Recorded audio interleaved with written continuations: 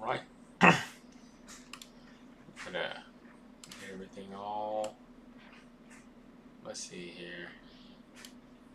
I'm going to be next live. Oh yeah. Alright. We're just chatting today. It's gonna be a good one today. Alright, let's get in. Get everything ready. Let's see. I'm gonna open this Word. Past weeks. Week 1, week 2. Alright, I'm gonna open this with Word as well. Alright, minimize that. Alright, cool.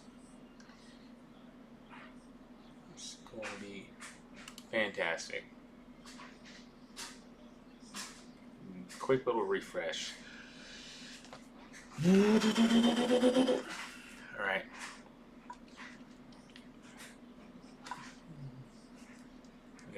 We're gonna kinda get everything up. Discord. Let's see. Announcements. At everyone.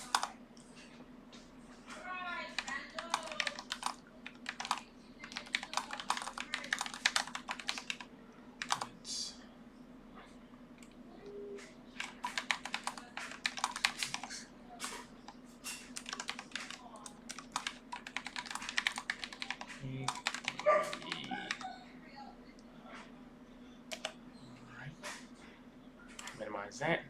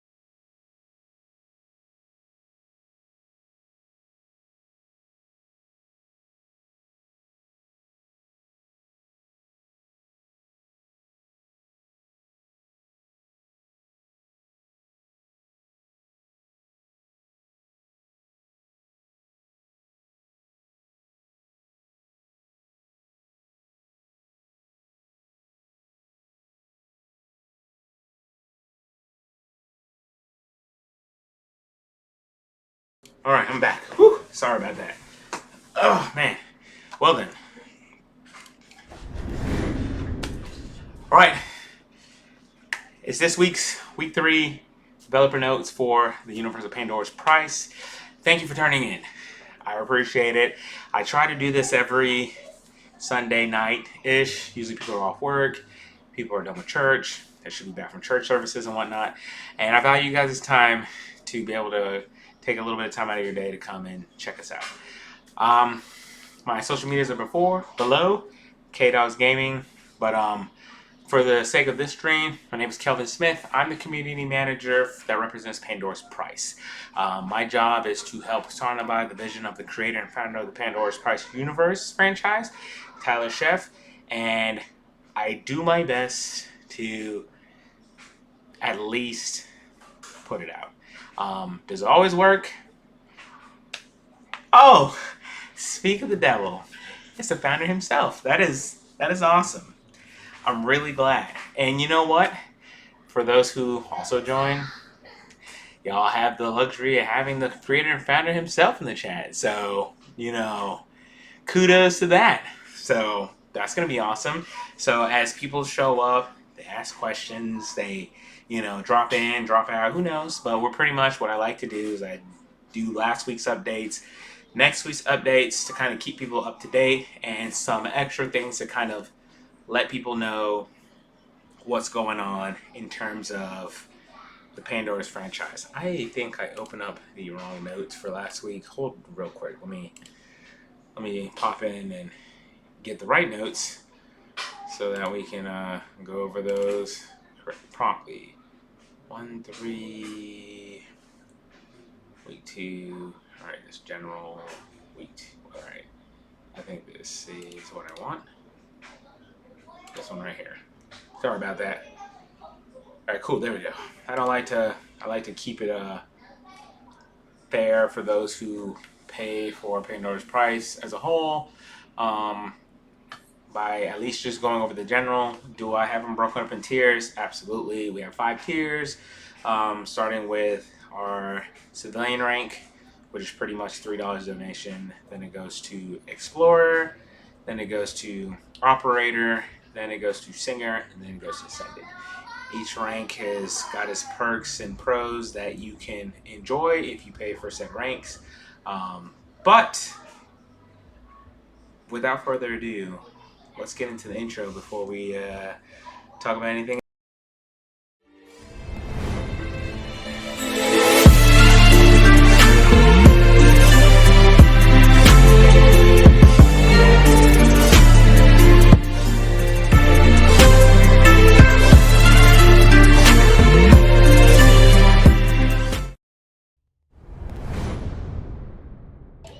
Yo, welcome back. Of course. Again, thank you for turning into the stream. We'll probably just start talking about the notes as people show up. We'll double back, catch people up who join a little bit later, just to kind of lay down some groundwork. Again, if you want to know anything Pandora's Price related, hit us up on Patreon. Everything that you get here, everything you get on TikTok, everything you get on YouTube, always under the Patreon.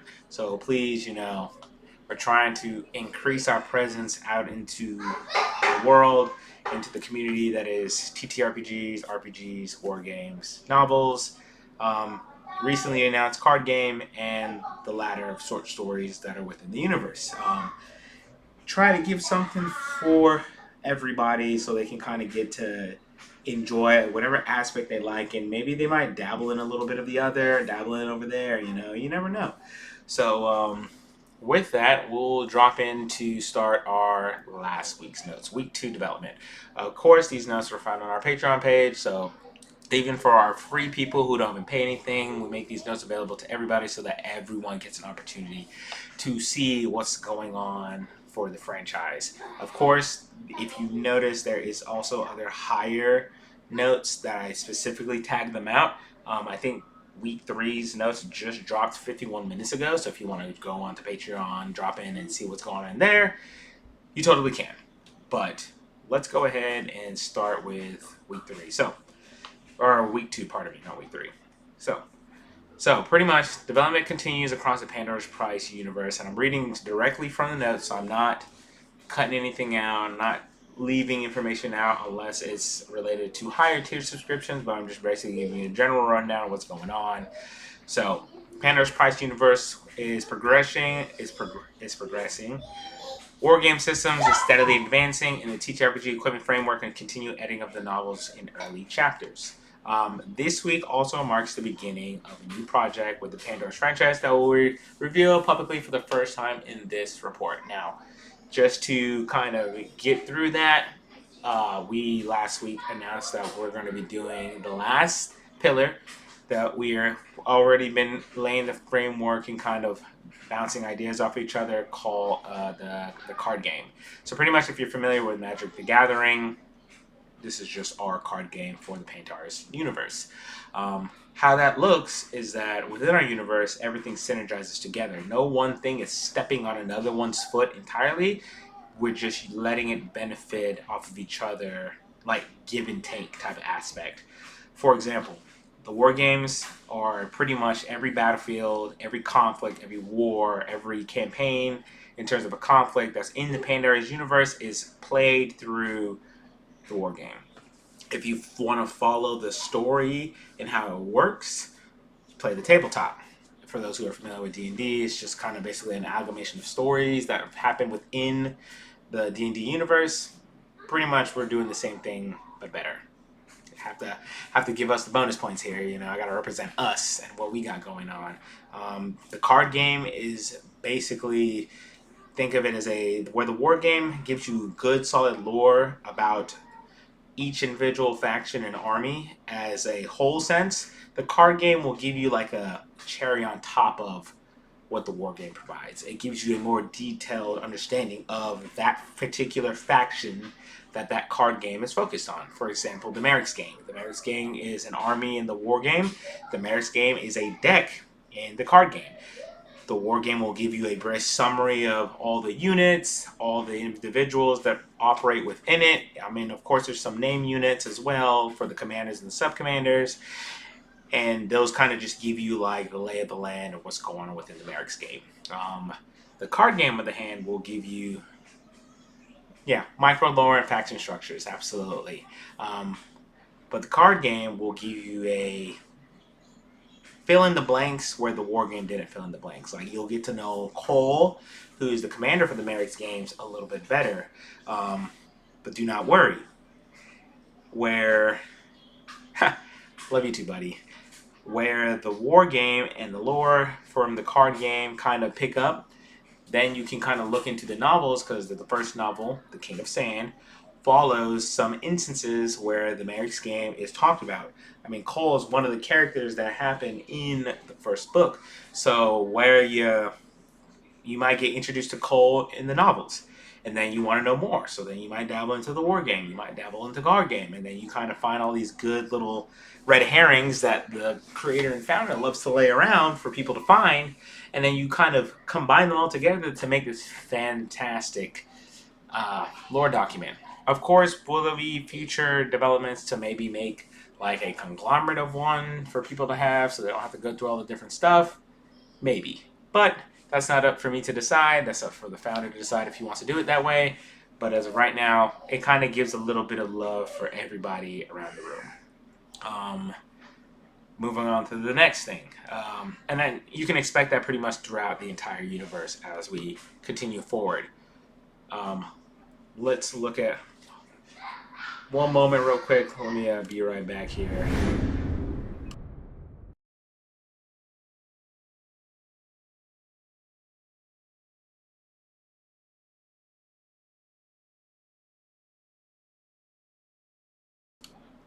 Well then, never mind. I guess that person doesn't want to talk. Whatever. So, let's jump back into it. Going back into week two's updates, war game development. So the primary focus of this week was mathematical stress testing of the infantry mannequin system, which is a core feature within the war game. Okay, hold on real quick. Calling back again.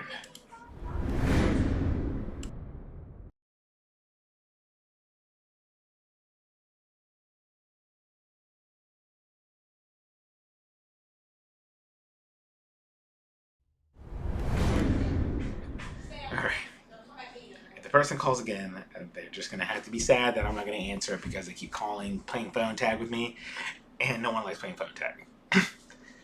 But I digress. Moving on to the war games development. Hold on, I forgot to do this real quick. Hold on, let me. I need to go into. I gotta go into Discord on my Discord because you never know.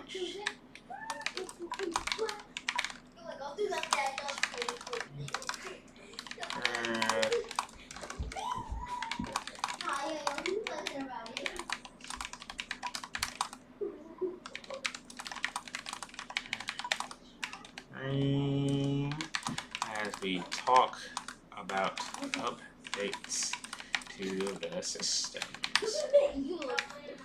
Alright, let me, I gotta go and, where's my Word document? There it is. And how, copy the clipboard. Sorry, I'm just making an update post for, alright. You never know. People might want to show up and drop in.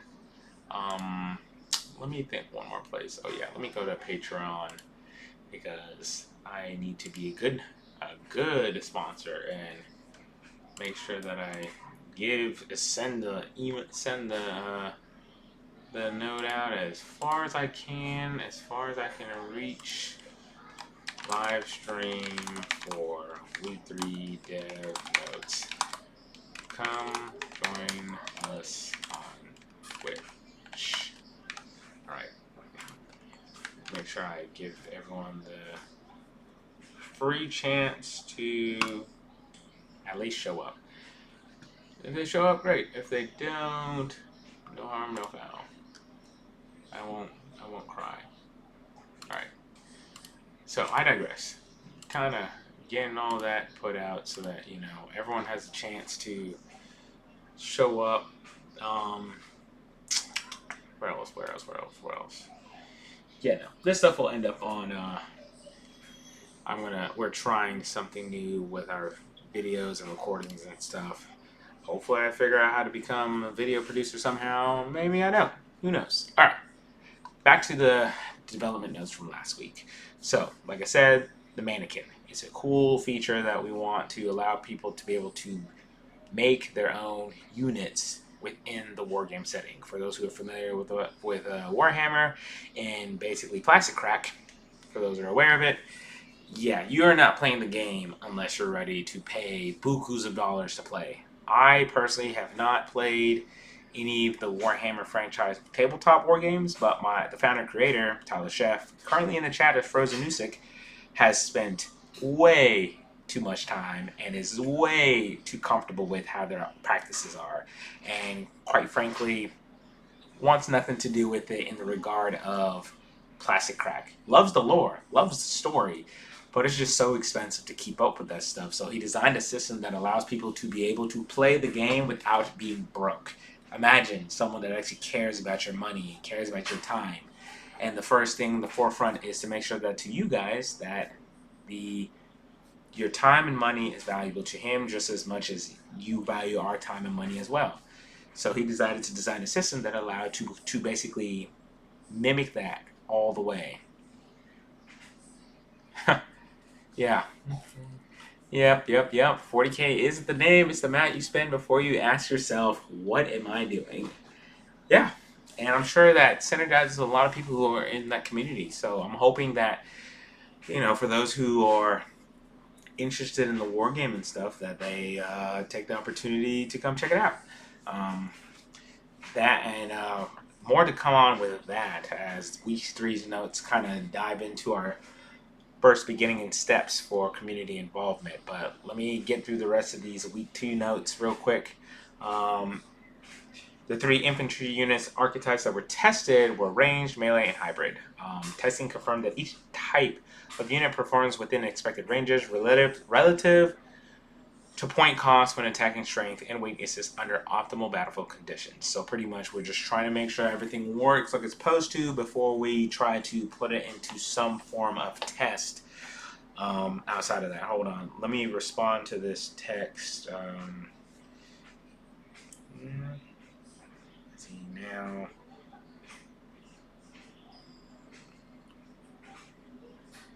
Alright, hold on. The telling a friend who really likes the universe and has been keeping up with it, and I'm gonna be using you, Mr. Frozen Music, to kind of draw some people in.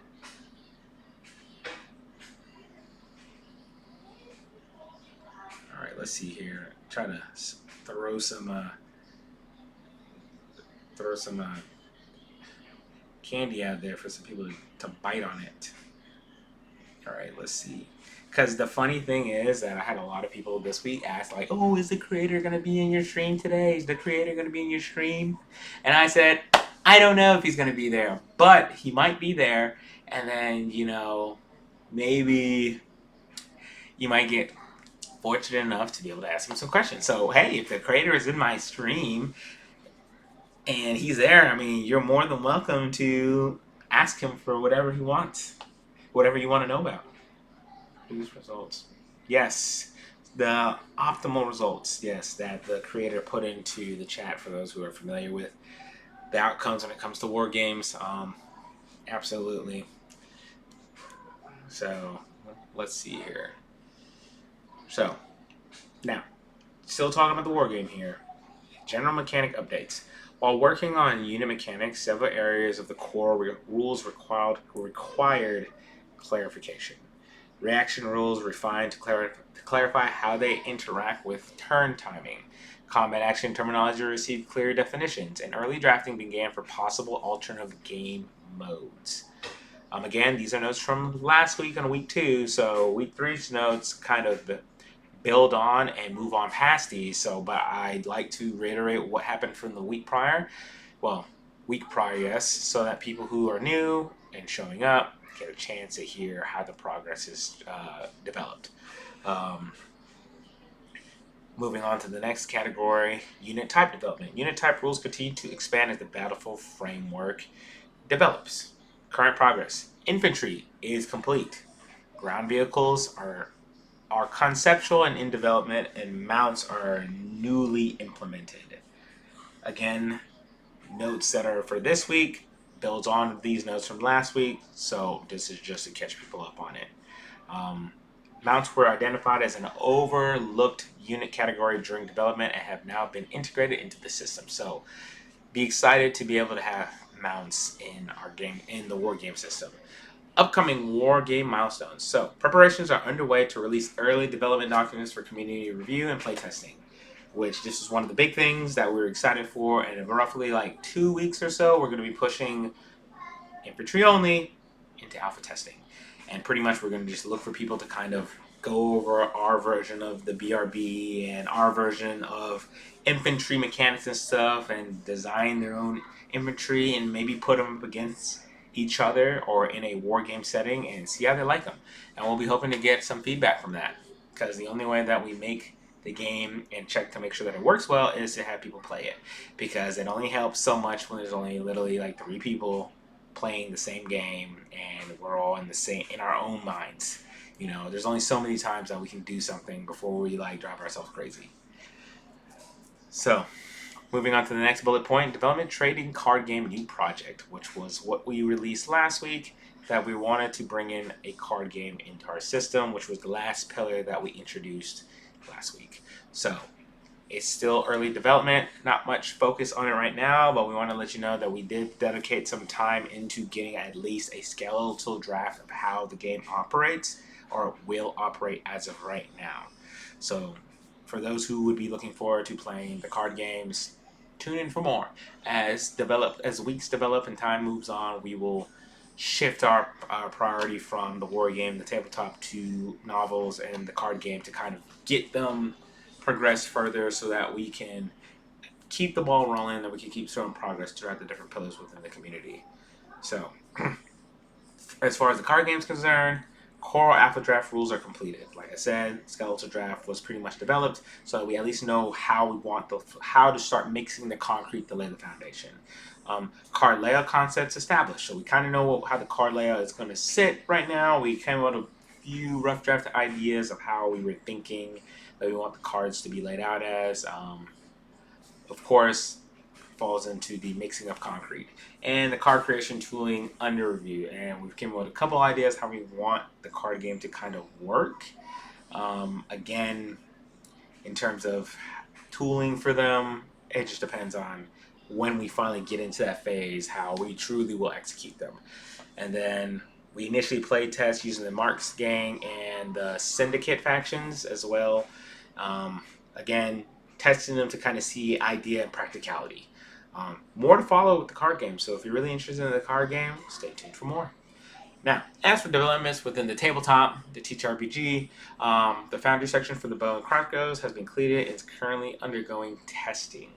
So, testing in the sense that we need to make sure that the math is mathing and that it's not broken and it's not too lax in terms of optimal performance in current and optimal conditions. Upcoming working includes finalizing the Foundry's crafting system, expanding general equipment for the market stall, and completing the market stall's ranged weapon section, which kind of works hand in hand with our two favorite little documents, the workshop and the Foundry, as pretty much everything that's been created within Pandora's Price has a document, a source document to generate stuff for it. Of course, which in time will become available to everyone, both you and I, to be able to utilize. Because we want the whole universe to synergize with each other, and we don't want you to feel like, oh, they're making this stuff up. Nope. Everything we make within our systems has a source document tied to it, so that one day, once source document has become well furnished enough and it's actually perfect, we release it to you guys for you guys to be able to do the very same things that we do within our own universe. So, more to follow with that as well, as those are future developments, so stay tuned for all that kind of stuff. Also, the next heading would be player character sheets, which we wanted to design 2 types. One of them was going to be standard, really straightforward, simple, nothing too fancy. And the next one, the deluxe, which is the robust version, which is fancy and a whole bunch of extra stuff to help, you along your way in your character creation process. Some people love to cut all the extra stuff out, whereas other people want to have all the fancy bells and whistles and pictures and colors all over the place. It just depends on what you would like. Me personally, I just wanted a document that would further allow me to document all the stuff I have within when I create a character. So I created the deluxe character sheet to allow for extra room to add in all that information. Whereas some people love to take notes in a notebook, so I made a standard sheet that is more compact, it's a lot smaller, and it's just pretty much highlights of everything, and for the people who love taking notes and write stuff down.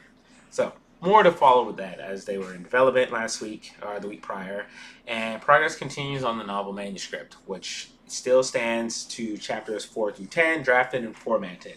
Still in editing, though, of course, for most of those. As for those who are on our Patreon page, see me release new chapters for the King of Sand that are coming out of editing and drafting, or coming out of editing from the founder, and get put out to you guys to kind of just read and enjoy them.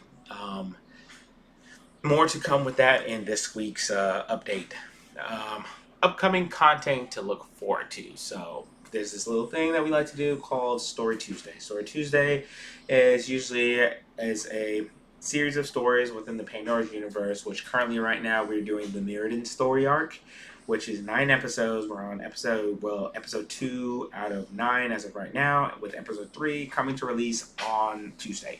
So if you really thoroughly enjoy short stories and want to know some cool tidbits about things that happen in the Pandora's universe, tune in for Story Tuesday, which a lot of our stories either come from stories that have Pandora's Price-like aspects, and some of our other stories are conceptual in nature, and we just thought you guys would like to see how some of our early concepts of our stories were before a lot of them got absorbed into the universe wholeheartedly.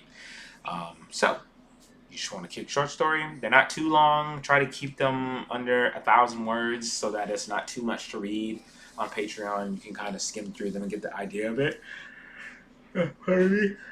Whereas the whole document is really, really long, so I try to chop it up so that you guys can get the not necessarily highlights, but you can just take them in bite-sized chunks because you guys are busy. Your time is valuable, and we value your time very, very highly.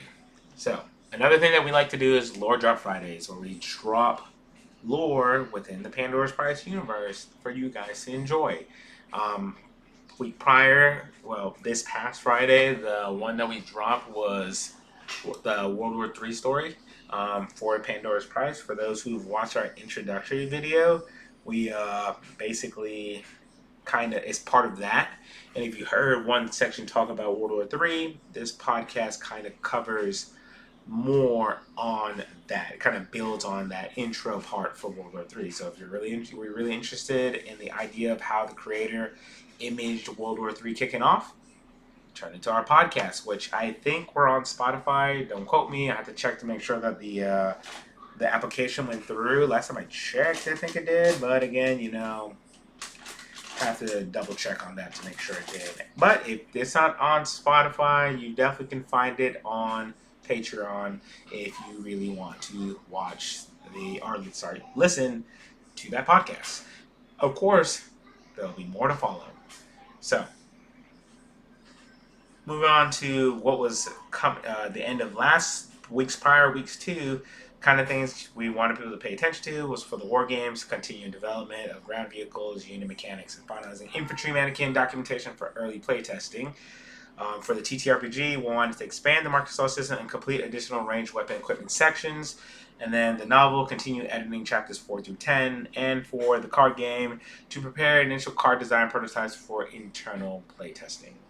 So that kind of covers, in a summary, week 2 in terms of how the franchise developed. Now, week 3. Week 3, I find to be very fantastic. So we're going to switch over here to my life so I can show you what it is that I'm looking over here on the screen that my eyeballs keep bobbing back and forth. Now, I read pretty much all the notes from week 2 here and basically transcribed it to you guys. So whatever's here, you can of course find it on our Patreon page, but I just wanted to take you a good look at how the general notes look right now, as week 3 general notes are really crispy, and I'm actually really proud of myself having, every week I'm always trying to find a way to better organize our notes so that we can release them out to you guys, so that you guys get the nice, clean, finished cut, not the raggedy, all over the place cut. So without further more, let's pull up week 3's notes. As I've now fully adopted a color scheme for our notes so that you guys can follow through. So, bring this into focus to take out the other extra stuff. So, now, you're looking at pretty much summary of week 3, and again, everything I'm going to talk about, I'm going to literally go into detail. And that's what I usually try to do. Whenever I talk about the week 3 stuff, I try to bring on a lot more, info dump, lack of better words, to kind of clarify and add into stuff. And this is pretty much overview summary. This is available to all our free subscribers, everyone in our community. So if you follow our page, you can see this. But if you want to know more within each one of these categories, like I said, there's higher tier developer notes that you can take a dabble in if you choose to subscribe at a higher tier for us. Totally optional. Don't have to, but these are available. This particular version is available to everybody. So let's jump into the overview here. So development across the Pandora's Prize universe, and I'm reading right here that you can literally see on screen. Development across the universe maintains a steady pace for the week, with the strongest movement happening in the wargame and the TTRPG system, which is 100% exciting because those are our 2 main pillars that we're trying to get to. They have the most development under the belt right now, and we want to make sure that those are ready to be able to push into the newest phase so we can start getting input on those, because we've been working a lot on those and want to make sure that we follow up on our word here. So narrative content is also continuing to move forward, helping keep the worlds active while the largest mechanical systems are refined for upcoming testing. What I'm referring to right there is those 2 systems, the wargame and the TTRPG, shifting into alpha phase here in about 2 weeks, give or take. We're trying to finish up some nuts and tighten some nuts and bolts between both those systems so that we can get them ready to be shipped off bloop, bloop, into phase 1 for alpha testing for both of those, which time frames on those to be determined. As of right now, look forward to those coming out. Current overall progress. This is something new that I wanted to introduce for the notes, is to give you guys a progress report on how things look in terms of completeness of each individual system. Now, if you notice, the novel is sitting at 55%. Now, that is up in the air because it just depends on how you look at the coin. Right now, think of it as 55% in terms of overall scope of the entire novel series. Well, not series, but book series, which would be The King of Sand. And 35% in terms of overall completeness, like this is done, ready to go. Oh, welcome for those who just turned into the stream. Really do appreciate you guys for dropping in. I'm Kelvin Smith. I'm the community manager for Pandora's Prices Universe. And I'm pretty much going over our Week 3 updates for Pandora's Price. Now, if you're new to my channel and you're new to our community, we're on Patreon, and pretty much I'm doing this to kind of give people an opportunity to know what's going on within the Pandora's franchise. So I really do appreciate you guys dropping in. For those, if you could be so kind to drop, what's up in the chat and stuff, so I can kind of know who's here, so that I can make sure I address those present properly. Also, if you're new to Pandora's Price, I can totally jump back, go back over Week 2's updates, and then continue into what you see right here is Week 3's updates, so that you can kind of get a good idea of what's going on. Of course, all of the updates that we do, I release on Patreon, free to everybody, so you don't even have to pay for these notes that you see right here in front of you, but they're free. Just follow us on Patreon, and I try to release them every Sunday, and every Sunday night, as of right now, I try to go over those notes, answer people's questions, try to give people a better understanding of what's going on that you don't really get here on the notes. And occasionally, sometimes, we'll get the creator in here who will, luckily, if anyone turns to the stream, answer people's questions directly to him. He's a very busy person, so I try not to bother him too much. He has a lot going on between developing the universe and, living life, because we all work. We all have families. We all have jobs to do. Some of us need to go to bed because it's bedtime. So I try to respect everybody's time as applicable. But if you're still in the stream, let me see here. I can pretty much go back and I can fast summarize these real quick. And if there's anything, Captain Jack Sparrow, what's up, man? Really do appreciate you dropping into the stream. How are you doing this evening? I hope you're doing well. I really do appreciate you dropping in, man. So, again, these ones right here that you see in front of you, these are our Week 2's summary notes for development in our franchise of Pandora's Price. Like I said, I'm the community manager that manages all this stuff. Oh, stuck on homework? Oh, yeah. Homework that's work. That's work outside of work. I am kind of glad that I'm definitely taking a step back from it. But that's awesome, man. I really do appreciate that you're taking the time to drop in here to the stream and check out what we got going on. So without further more, I'll just jump into these summary notes for Week 2, which would be the week prior. Not this past week, but the week prior to that. And then if you have any questions about what's going on, I'd be more than welcome to ask, please. I'll do my best to answer the questions, and any questions that I cannot ask, I will forward them over to the founder, creator of Pandora's Price to get you a better answer. Of course, you're always welcome to jump on our Patreon page to follow us there, which we do release a lot of free stuff for people who don't even want to pay for it to look at and kind of just go over themselves and mill about. And then you can comment, email us, hit up on some Discord, or drop here this is my personal stream channel, but that I dedicate to putting out a lot of information on Twitch about Pandora's Price. So projects across Pandora's Price, ranging from the TTRPG and the war game, have went through pretty much our main focus development. We've also, the week prior, we released our final pillar to our universe called the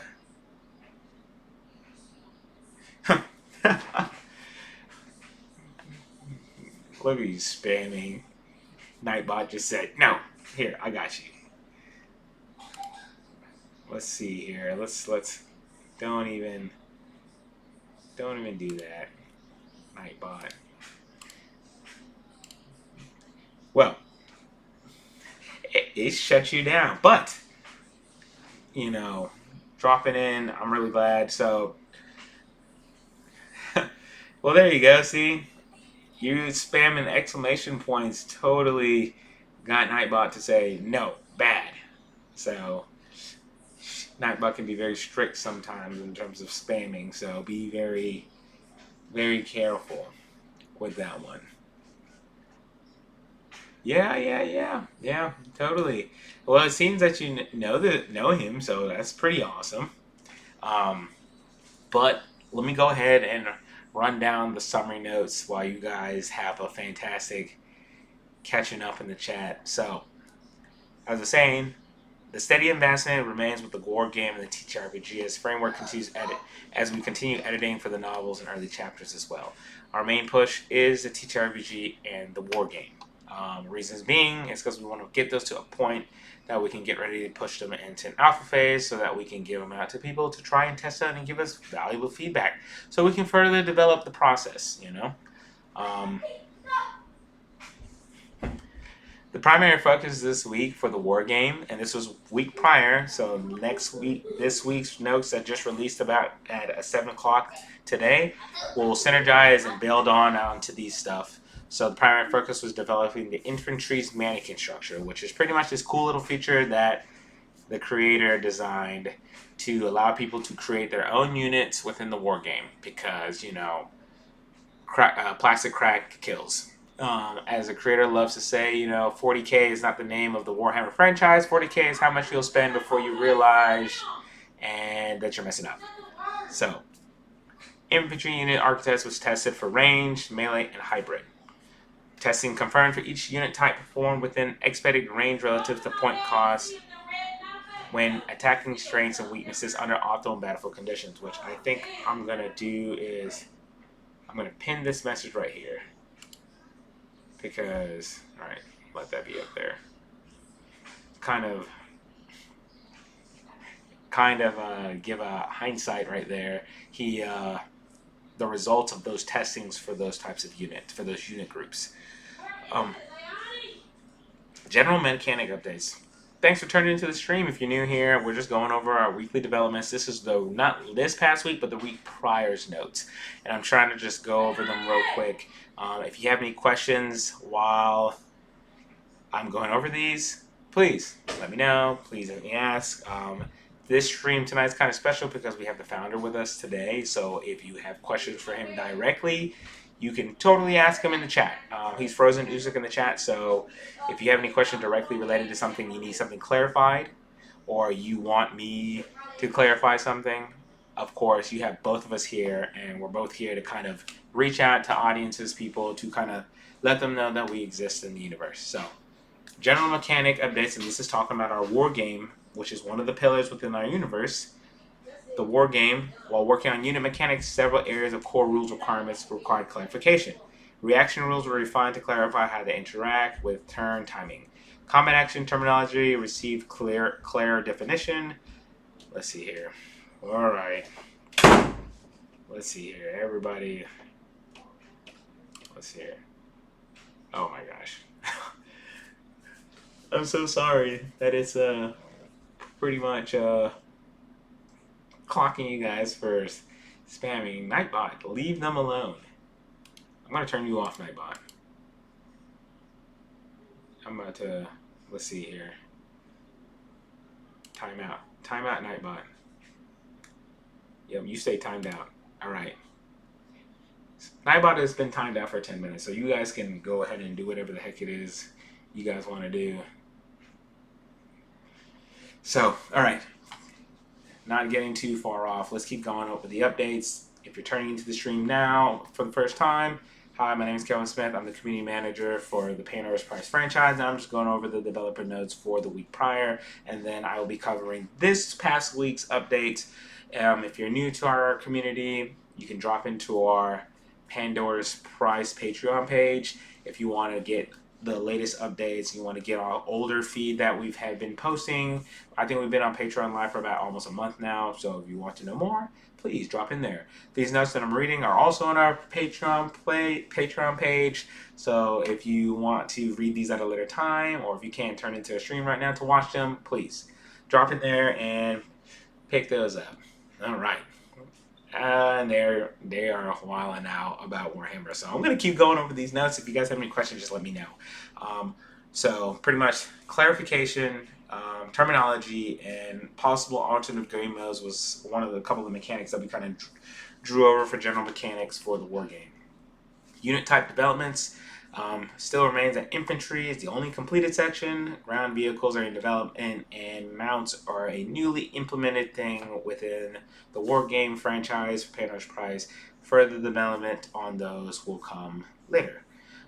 They are identified as an overlooked unit category during development and have now been integrated into the system. So you can look forward to having mounts in our tabletop war game. All right, so preparations are underway for development documents for the community review and play testing of the war game, which we plan to kind of have the alpha phase for that in about 2-ish weeks. It all depends on how everything works, and as long as we tighten up some nuts and tighten some screws to make sure all that kind of is ready to go for whenever you guys ready to go, so you guys can play test it and have the best possible results that we can get back from you guys on the little surveys we're going to develop for those. One of the new projects that we recently released was the trading card game. It was a new thing, the last pillar. It was a 4-pillar system, the last pillar that we introduced for the entire franchise. So it's still in early draft phase, but a little bit to kind of cover on that. Core alpha draft rules completed, card layout concepts established, and the card creation 2 under review. So still early skeletal phase. We wanted to get the skeleton laid down so we kind of know what direction we want to go as we mix concrete before we lay the foundation permanently. Initial playtesting was used for the Merrick's Gang and the Porsche Syndicate faction, so kind of to see how everything washes out and works. Moving on to the TTRPG's side of things, which is the other pillar that will be shifting into alpha testing alongside the war game. Things that we were working on the week prior. Foundry section for bows and crossbows have been completed and is currently undergoing testing. Now, testing in the sense that as long as the math works for creation and that the updating of the systems are synergizing between the workshop and the player's scroll in terms of the market stall. Welcome to those who are just turning into the stream. Oh, wow. Thanks for the bits, man. I really do appreciate it. That's awesome, dude. That is fantastic. I really appreciate that. But thanks for turning to the stream. For those who are just joining in, I'm Kelvin Smith. I'm the community manager for Pandora's Prize franchise, and I'm going over the updates for our system so that transparency and that where we're exactly at in the development process for the franchise. This is a special stream because this stream, the creator and founder is actually live in the stream. So if you really have questions, you want some clarification on stuff, and may want to ask him questions directly, it's Frozen Usyk in the chat. So, don't be afraid to ask. If you want to know more about the Pandora's Prize universe and the franchise, we're on Patreon. We have free stuff for people to view, so you don't have to jump in and donate to get access to content. These very same notes right here are actually free and available to the entire public. So if you just want to get a brief summary of what's going on, you can just show up on our Patreon page and follow us and just stay tuned for more. But I'm going to keep going over the development notes, and then I will jump into last week's progress report. This is the week priors. This is something I like to do to kind of give people look down on what the last 2 weeks looked like before we jump into the new week stuff. TTRPG, and these notes are on our Patreon page, so if you missed the first little bit that I've gone over, you can always jump up there to look at those, or on my screen, just kind of read through them real quickly as I'm focusing now on the TTRPG development. So, upcoming works includes finalization the Foundry's crafting system, expanding general equipment for the market stall, and completing the market stall's range weapon section. So, real quick, the Foundry system. Foundry is one of two crafting systems within the Pandora's Price franchise. The other one is called the Workshop. Thank you for this description, man. I really do appreciate it. Thank you. That means a lot to me. I appreciate that a lot. Wow. That's awesome. 6 months in advance is crazy. Thanks, man. I really do appreciate that, Jack. I appreciate that. That means a lot to me. I do my very best to kind of just... Oh, Andrew, what's up, dude? Welcome back to the stream. I really do appreciate that you showed up. We're going over the next week developments. If you were here last week, these are the notes that I showed you for that week. Now, this one is pretty much the old one, and I'm going to be going over the new ones. And Andrew, you're fortunate enough this stream, the founder himself, Frozen Usuk, is in the chat. So if you want to ask him any questions directly that I have not answered, or you may have questions for him directly, you can ask him yourself. Just a little special stream. So really excited that you guys are tuning in as we're going over the week prior's notes. So moving on, player character sheets release. So we wanted to develop two types of character sheets. We had the deluxe version and the standard version. The deluxe version is a version I truly like because it allows for extra writing room and colors and design. Think of it as like the artsy style character sheet. Well, there you go. So, the utilities, the standard version is pretty much a cut down version which kind of focuses on the high points of the character design and character sheet because some people like writing notes for their characters. Just depends on what kind of front you are. Do you like writing notes or do you just want all the papers to contain all the spots you need to write in? It just depends on what you like. I'll probably showcase some of those personally once we finish the developer notes at the end of the last week's development to kind of save time so we can kind of get through everything. So, moving on. Novel development still remains that we're working through 4 through 10 drafting and formatting to kind of get those all ready to show those out, as I like to try to post the newest sections that get formatted on Mondays, and they kind of just shuffle down throughout the way and whatnot. So kind of keep that going. That's still undergoing updates, formatting, and whatnot. So stay tuned for that. And for those who are new, there's this little thing that we like to do on Patreon. It's called Story Tuesday and Lore Drop Friday. So pretty much how my release schedule works for Patreon as far as you guys are concerned is on Mondays I release novel books sections. Tuesday is Story Tuesday, where I release a small portion of a short story that follows within the Pandora's Price universe setting. Wednesdays is kind of just up in the air. I might post something, I might not. Generally, I don't, to kind of give breaks in between so that y'all guys can catch up on content that I release between Sundays, developer notes, Mondays, chapter reads, and then Tuesdays, story time. And then Friday, I drop Lore Friday, which talks about a small portion of the lore within the Pandora's Price universe. Usually I just kind of get with the creator and kind of find out what he wants to talk about in towards the lore and what he wants to release. Future developments. Future development thing is that we're working through how we want to look at further including other aspects like talking about character creation and talking about other things that are not game specific to kind of clarify some talking point topics within the universe. I love the chattiness, so look forward more to that. But capping off last week's moving through, the war game continues development, the TTRPG's market stall is expanding and hoping to getting to completion, the novels continue editing, and the card games preparation as initial card designs will go underway. And that kind of concludes and rounds out week 2's updates, week prior's updates. for those, I've already showed the big reveal that I've reformatted how I want the notes to kind of come out to you guys, added in our personal color for Pandora's Price so that you guys know what they look like. And this is something I'm going to plan on letting them go long term. So let's see here. Got to switch over pages. Here we go, right here. All right, great. So this is how the format and the color layout is going to be long term. And we're going to be talking about pretty much keeping it organized, keeping it streamlined so that you guys can kind of keep seeing the same layout going forward. And plus, who doesn't like color? Color's great. Depending on what tier you subscribe at and what layer you're at, you can obtain more information if you pay for some of the higher subscription tiers. Of course, I may slip up and might let out some stuff that belong to a higher tier. You never know, because like I said, you asked me the question, I'm going to answer it. And I want you guys to walk away with something more than you had last time.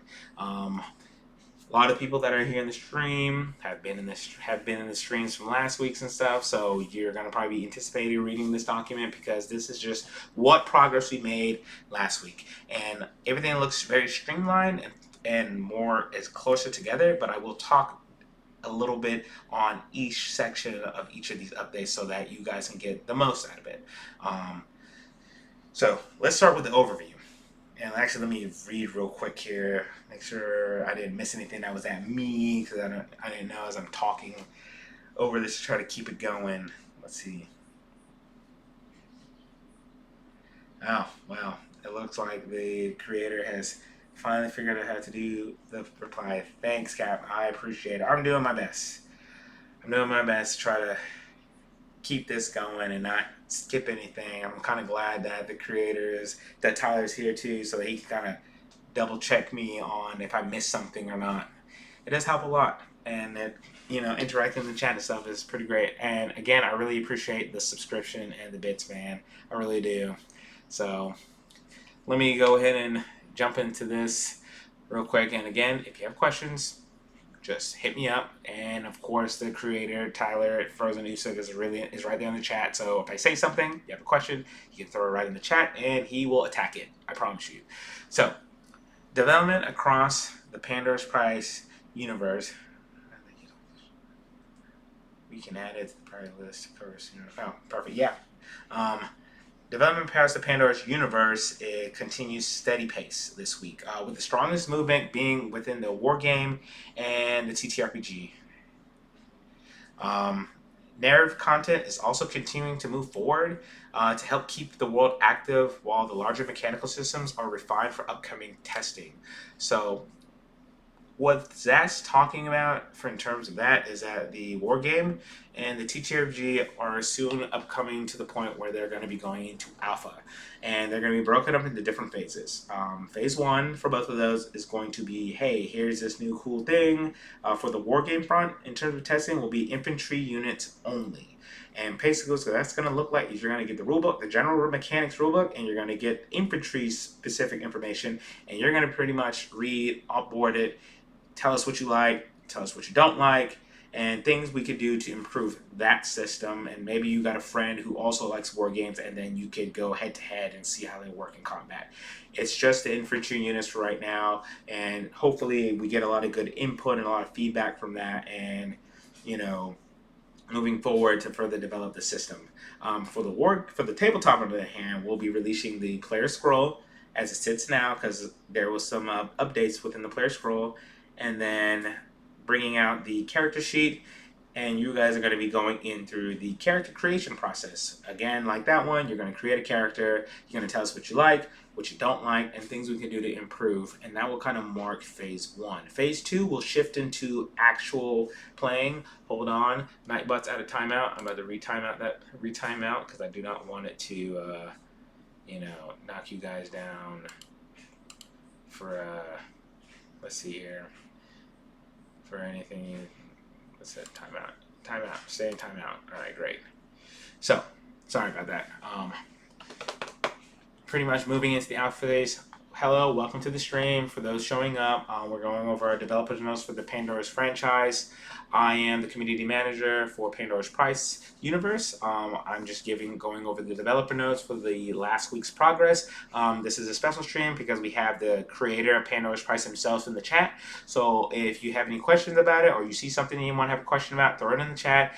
He will attack them and answer them to the best of his ability. So, have at it, enjoy, relax, and if you have any questions, just hit them up, and I will do my best to answer them. Well, we will do our best to answer them.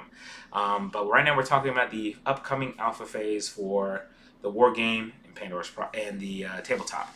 Now, talking back at the tabletop, character creation process, the war game is looking on infantry and the general rule mechanics for the game, which we're just going to be looking for you guys' feedback and giving us valuable data so that we can go over them overall. Hopefully you guys love it a lot. We work really hard on it, bouncing ideas, testing phases multiple times. It's been a long coming point to here, and we're really excited to be able to let you guys try it out. Now, this new thing I'm trying to introduce is giving current overall progress so you guys know where we're coming at in the universe. I'm going to highlight this so you kind of focus on it. So this little thing right here is something that I, again, had to kind of figure out how I wanted to do it.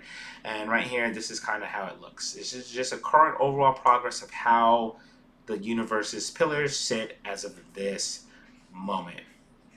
So if you want to kind of know how far we are from completion, this right here will kind of give you a forecast on that weather. So current overall process is split across the major projects of the Pandora's Prize franchise. Talking first, novel, sitting at about 55%. Now that is up to dispute. I'm here to let you know it's more like 35% in terms like complete. 55% is more like we know how the entire book is supposed to go. Up to this many chapters is definitely done, and with some of the other chapters still sitting through refinement, editing, and formatting. So 55% is being just a overall top-down look, but I'm going to let you know 35% is like a solid done, period.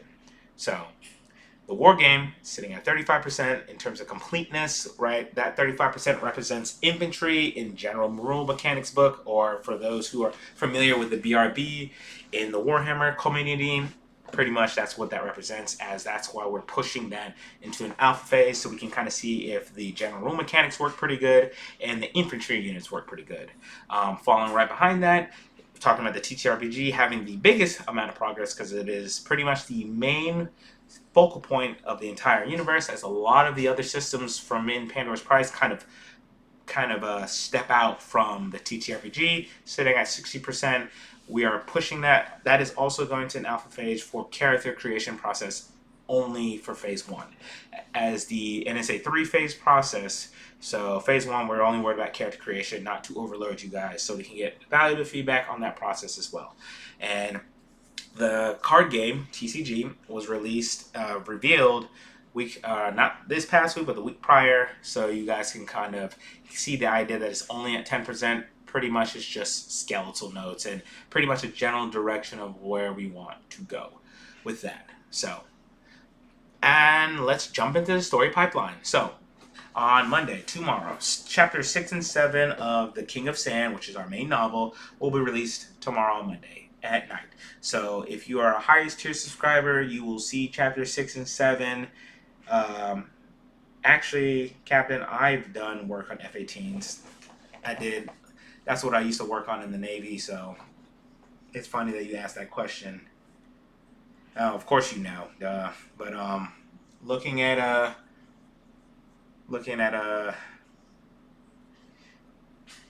see, listen, I can't tell and I can't see. All I know is Captain Jack Sparrow, and he says, "Your boy." Listen, don't. I slept a lot since then, so let me.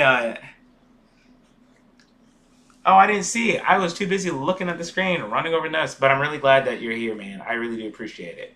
Gosh, it's hot in here, but I'm really glad that you showed up, and I'm doing my best, and I appreciate your praise. Like I said, I texted you earlier, I hope everything clears up for you, and that you can, not be super busy all the time, so that you can just play Pandora's Prize with us.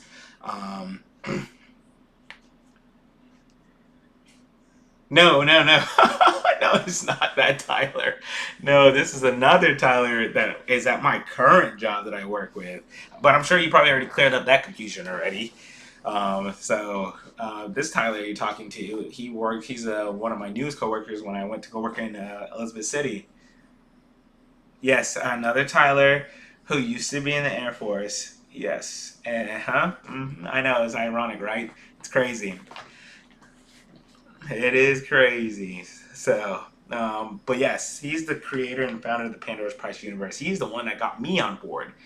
And, he's the one that sold it to me. So you actually get the opportunity to talk to him in person. I'm actually kind of glad that you are. So that's pretty awesome, man. Um, but this is something I try to do every Sunday, like I told you. So, I don't expect everyone to be here every Sunday, but just so you have that opportunity to be able to, get the from the horse's mouth themselves updates instead of reading them after the fact. I'm here every Sunday to let you know what's up. Oh man, yeah, life seems to love to speed up.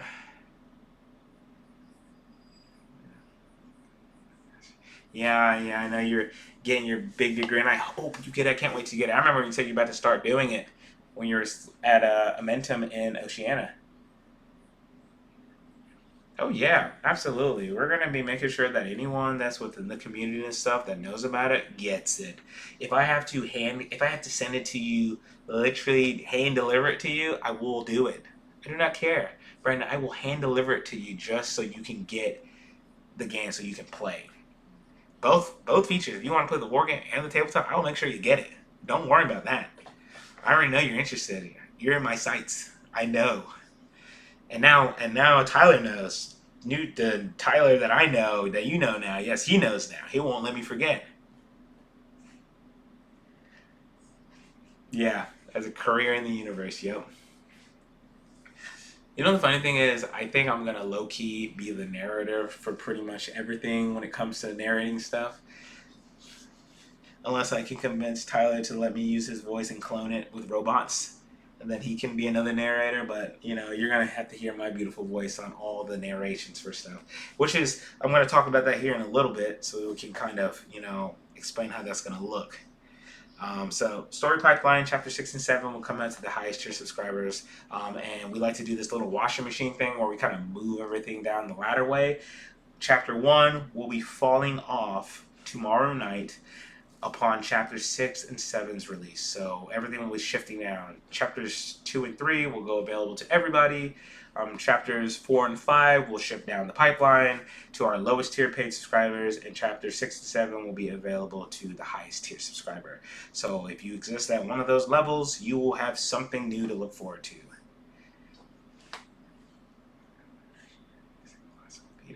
Oh yeah, reading foreign narrative. You know what? That is so awesome. Maybe I should make you the narrator for Pandora's Price. Maybe I should make you do it. That way, you seem to have exactly what we're looking for. But that's of course if you're interested. I don't mind doing it, but you seem to be a wizard at it. But hey, the offer is on the table. I said what I said. So, and I will take you up. I will take you up on the training as well. So, if you're willing to, teach, I'm willing to listen and learn. Okay, I totally can. 100%. Yeah, I can send you over some stuff too. Actually, I could send you over a lot of stuff, but I will send you over some stuff for you to train me. We have a lot of scripts that the creator and I have developed and washed out that we want to use. So, as a creator is gasping, I'm gasping in real life because an opportunity has risen and I cannot wait to take advantage of it. Andrew, are you still there? I don't want you to, if you had said something to kind of let it fall to the wayside. So if you have any questions or you want to know something, please go ahead, ask away. Ask away. I don't want to miss your opportunity. So, and then first thing was just to reiterate what he just said. The alpha test will last as long as it's needed to gather the required data. Need some clarification on what you mean by losing progress. Yeah, Andrew, what do you mean by losing progress? How are you losing progress? Let me take a moment before I continue on. Dang, 25 minutes. Holy manoli. Man, that's a long time. Welcome to the stream. If you just showed up, I'm Kelvin Smith. I am the community manager for the Pandora's Prize franchise, and we're currently going over the Week 3's developer notes. So if you have any questions about what you see on screen and you want to go on about, we just kind of got through the overview section. The section you see highlighted right now is the current progress within the franchise. If you have any questions looking onto these, two things to look forward to: the TTRPG and the war games are going to be shifted into the alpha phase for testing, which is for the TTRPG sake, character creation. For the war game sake, it's going to be infantry and the general rules, or for those who are familiar with the war game communities, calls it the BRB, the big rule book. So look forward to more of those. If you have any questions, Andrew, which is like, how some keep it from full drop, some just delete, and I have to fully wait. What is Andrew? What are you talking about? Full drop? What drop? Is it like looking for something specific? What drop are you trying to hold on to so I can kind of get some clarification here, Andrew? What do you mean by full drop some? Just so they have a fully start over. Is this related to a game? Like turn into the stream, watch this game for a certain amount of time type of drop? Or maybe Tyler knows what you're talking about and I'm just too slow on the punch. So let's see. All right, but I'm sure Tyler's on the case. If you could give a little bit more explanation and clarity, Andrew, on that one, so I can kind of get ahead of that. If you did miss something because I might have pushed something the wrong direction, or you might have missed an opportunity at something, and you're just too busy, we can totally send it to you directly, or we can, put it back up for a limited amount of time so that you can get at it. But if it's anything else, please just clarify so we can get on top of that.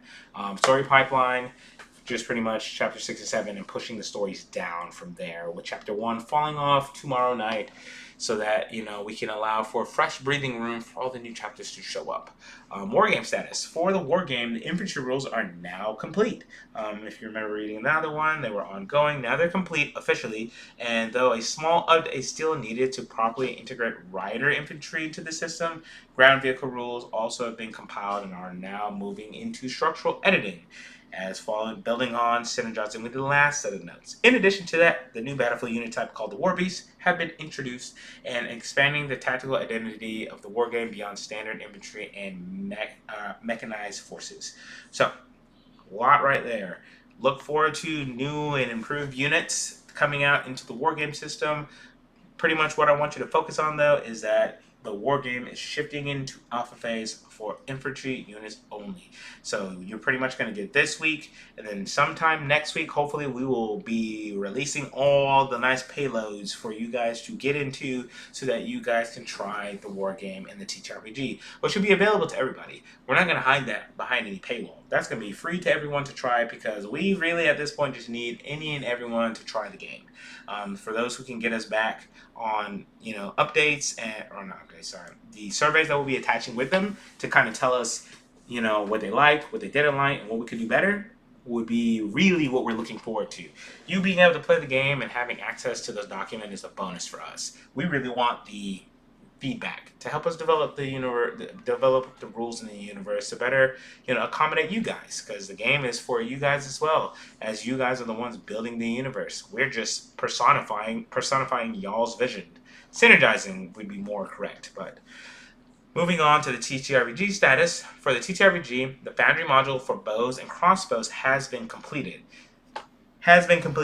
So that document pretty much governs the crafting process for crossbows and bows. So as we slowly get to integrate that into the market stall within the player scroll, it's currently being expanded. So what that looks like is that in the market stall, which is a section within the player scroll, it's at the bottom. It pretty much is the market. Let me just call it to make it understand, is the market. And the market in our player scroll is called the market stall, and everything within the market stall has a source document that governs it. It's not just, oh, make this and this will be the price. No, none of that randomness. Everything has a rule. Everything has a process. And now it's Dave getting on. What game is he playing? Some game that I never heard of. But pretty much it's everything has a source document to be able to govern how it functions. There's no makeup, there's no randomness to it. So everything in the market stall has a price attached to it, and it has a source on how that item is priced. And that information comes from this other book we call the workshop. The workshop pretty much establishes the baseline and sets everything up. The foundry is just like the walking progress to give you like a step-by-step guide on what's required to make said objects. That's what the update right there is talking about for the bows and crossbows. And then what you see in the market stall is pretty much completed products that you can just purchase at any time. So you have pretty much different layers, different depths at which crafting within Pandora Price's TTRPG looks like. You have the I'm just going to show up to the stall and I'm going to buy this item because it's what I need. Then you can move into the I want to make my own item, and what does that look like? The foundry basically gives you here's the minimum requirements that you need. And you just pick up those minimum requirements, and how those look will be totally up to you and what is required, and then boom, bam, pow, you put them together. And then the last layer, the deepest layer, which is the workshop, is pretty much you go out and find the material you want a bow to be made out of, and then you create it how you want it to look. Totally up to you. It's all up to how you want, how the design is that you want. I hope that did answer your question. If it's talking about the test, let's see. Did that answer your question, Andrew? If there's anything I can do, I can pull something up for you to kind of clear up some haziness if there was something that you had read. Oh, perfect. Perfect. I'm so glad that he was able to help you. Thanks, Tyler. I really do appreciate you getting that one for me. I appreciate that. And I'm Grant. Andrew, I hope that was enough clarity for you, man. Really do hope. If there's anything else I can provide you with, please let me know. Moving on to back into TFRG, we updated one of the mechanics called. Thanks, man. I really do appreciate it. We updated one of the mechanics for carry weight. We pretty much redesigned it how we think it would be more realistic. And let me explain. So, to better make it make sense, let me make it as plain as possible in less words as possible. Carry weight, in a traditional sense in Dungeons and Dragons, is pretty much this is how much an item weighs, and then you have your character's max capacity of carrying weight, and as long as you don't exceed that carry weight based off the character's carry weight capacity, you can carry it. It didn't matter what it looked like, it didn't matter how it looked like, or where you were carrying it, as long as you weren't over the 50-pound threshold or the 150-pound threshold or whatever the threshold is, you can carry it. And quite frankly, that doesn't make sense entirely. So the creator and I sat down one day and it's like, let's look over carry weight again. Let's make it make more sense. So basically we came out with, I forget the word that we use. I'm not going to tell any untruths. Tyler, help me out here. What was the word that we used for carry weight? I mean, how bad is US if you're encumbered? Man, let me tell you something. You don't want to be encumbered in Pandora's Price. It started with an R. R, what is it? I don't know. I'm not going to tell you the truth. But pretty much, carry weight is supposed to be more realistic in the sense of what you can actually carry. So, for example, I can explain an example better. So, you have, you end up killing a party. Bunch of enemy units or whatever. You kill off, realistic carry. There we go.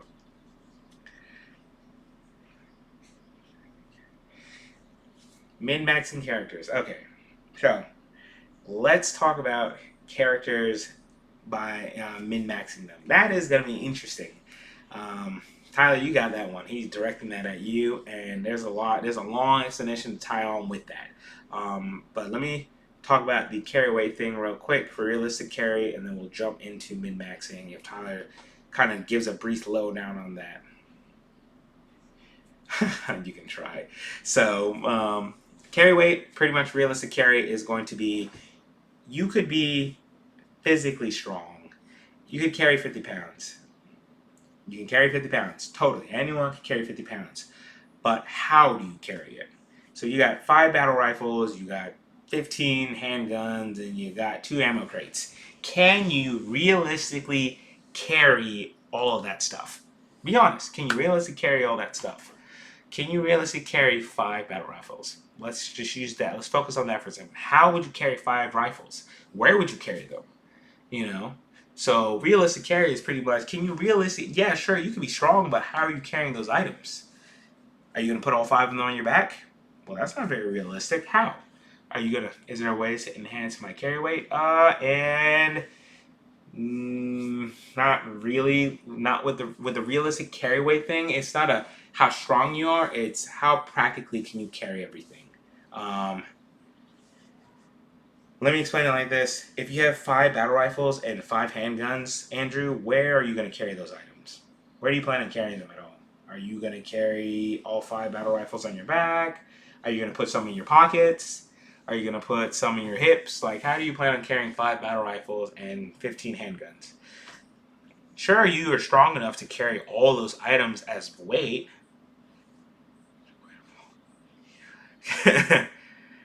Oh, my Atlanta. How will you carry it? Well, listen here, man. As long as you can carry it in your backpack, you can carry it in your pockets or put it on your utility belt, you can carry it, Brandon. You can carry it however you want. Just beware that if you're off balanced or encumbered in any shape or fashion, you are going to pay for that in the forms of movement and combat. Because if you are off balance by any measure and you try to make a melee attack, you will have to deal with the detriments behind that. So just make sure you put everything equally around your body.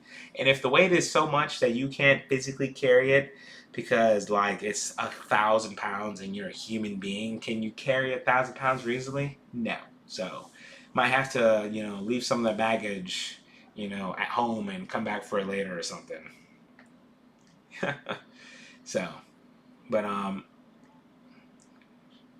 So, hope that kind of clears up the carry weight thing. Thanks, Tyler, for clarifying on that. Carry weight is, let's be honest, carry weight usually gets scapped first in most, homebrew settings for Dungeons and Dragons type games because who wants to deal with carry weight like that?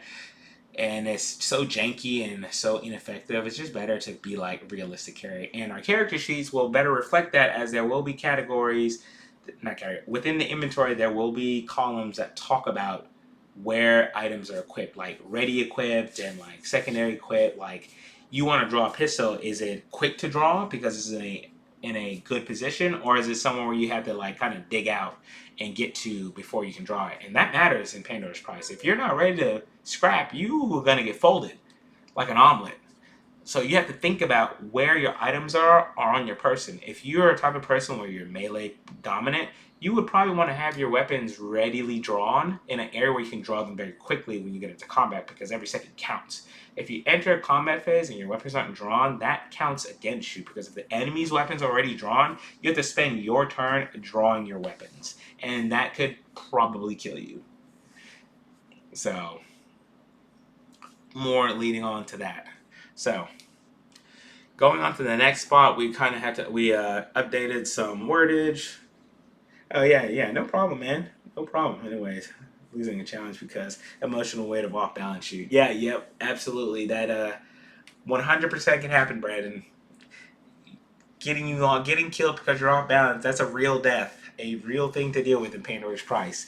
We updated some wordage terminology that we noticed within the player scroll. I can't believe I missed over it.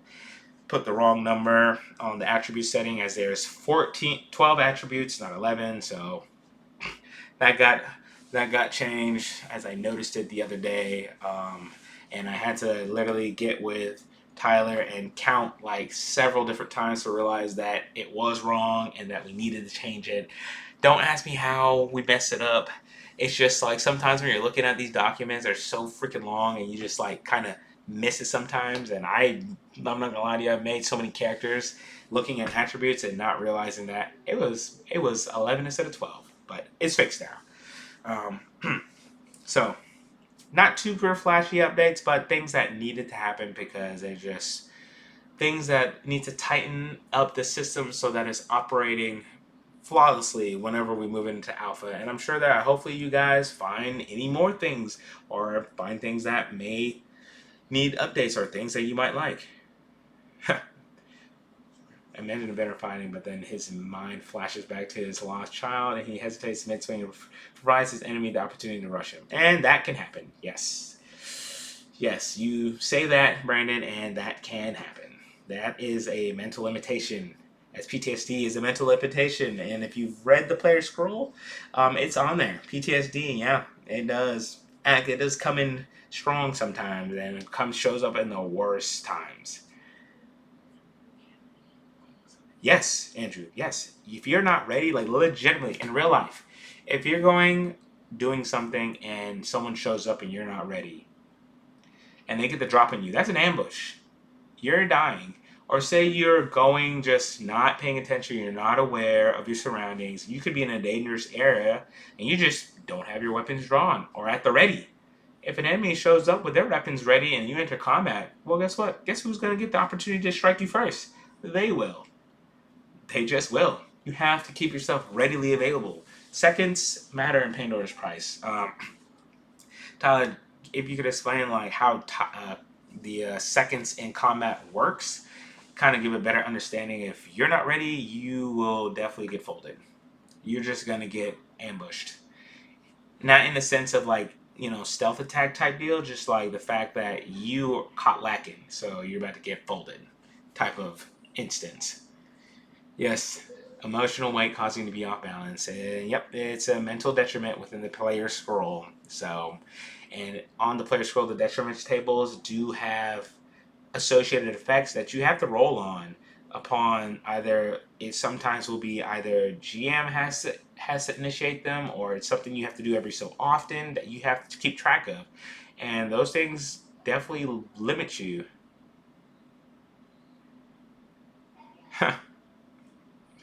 Yeah.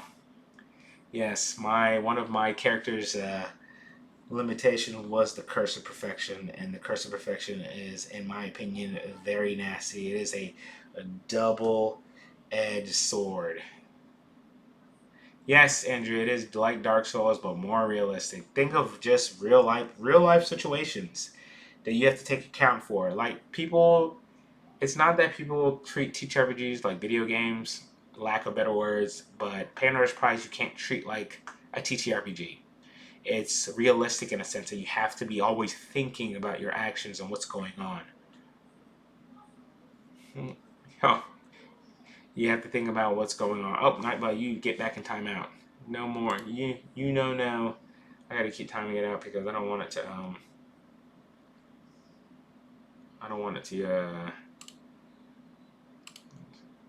say no things, but so it's realistic in a sense that there's a lot of things that people need to pay attention to that a lot of these other TTRPGs don't put hindsight on it. Like, yes, there's environmental damage in Dungeons and Dragons, but they like make that thing so basic. It's not even compared to Pandora's Price. It's insane. Pandora's Price, you have to pay attention to literally everything. And magic, again, saying that very loosely, oh, you like the challenge? Yes. I can't wait to see you get the opportunity to make your own character and go through the player scroll and kind of see what is in there and kind of look through that stuff. Because if you went to just research the physics, chemistry, and science, yes, like the creator said, I'm going to pin it up there. A lot of research that he did went into physics, chemistry, and science in general. It's just what makes our universe work. Yes, like you said, some disbelief there. You gotta some of the stuff is like, okay, this is not real, but this is how we make it look real. Um, but yes, real life science stuff go into effect, and people kind of take that stuff for granted a little bit, and kind of really put the disbelief on it when it comes to just playing games. Pandora's Price is a nice little wake up call because it's gonna be like, huh, I bet you didn't think about, for example, going back to my previous example for magic, because Pandora's Price doesn't have magic. Pandora's Price has science and physics, and the way that looks like magic is called Torah, which stands for Total Obliteration Reanimation Ability, Reconstruction Ability. There we go. And that is science. And science, what it looks like, depends on how you design it. And for example, say you do Fireball using Torah. That Fireball, depending on how big of an explosion that you want it to be, doesn't choose friend from foe. Everybody that's in the area of that attack, including the caster, will get blown up. And you will have to pay the ultimate sacrifice for that. Because damage in Pandora's Price scales exponentially. Exponentially. Like, it is insane. Yes, you can literally blow yourself up. And depending on how you design some spells, there's some spells, if you don't specifically say how you're casting it, for example, if you're casting it at a range and you make the range very short and you just happen to be within the range of the target you're getting blown up, and it's, for example, if you don't even put a range, the spell will be automatically treated as if it's coming out of the said person, and think of it as self-destruct. It's just how it is. You got to pay attention when you're doing things. You got to be aware of your surroundings, because say you cast a spell and you didn't know that there was an explosive hazmat nearby and you blow it up, dead. Say that you're in an environment that has a hazardous explosive chemical in the area, you're dead. You don't specify your actions, the DM or GM can interpret the way they want. Yep. Only the G right there, what you said, Brandon, GM has to know how they want to interpret the way they want. In Pandora's Price, it's not a GM DM thing. It is built into the game from the foundation. So there's no debate.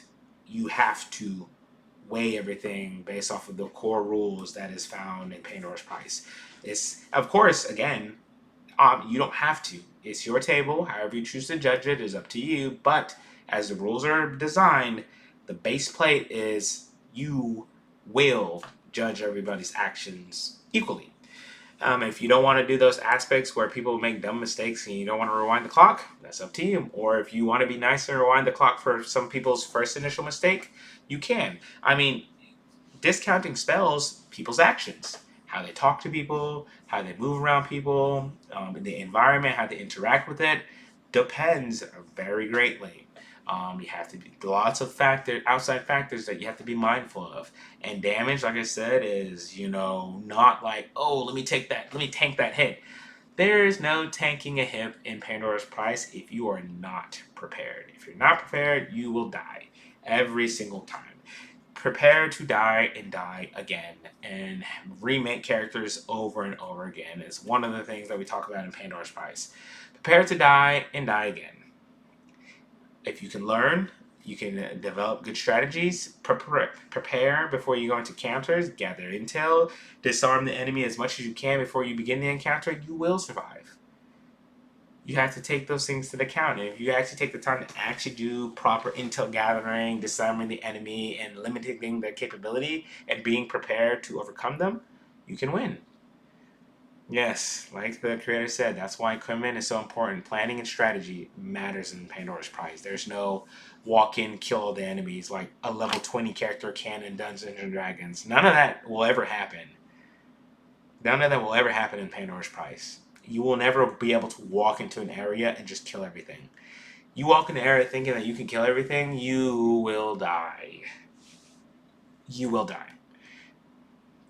Yes, so if there's a risk of infection, if wounded, yes, 100%. There is risk of infection, and it can kill you if you do not take care of it, Andrew.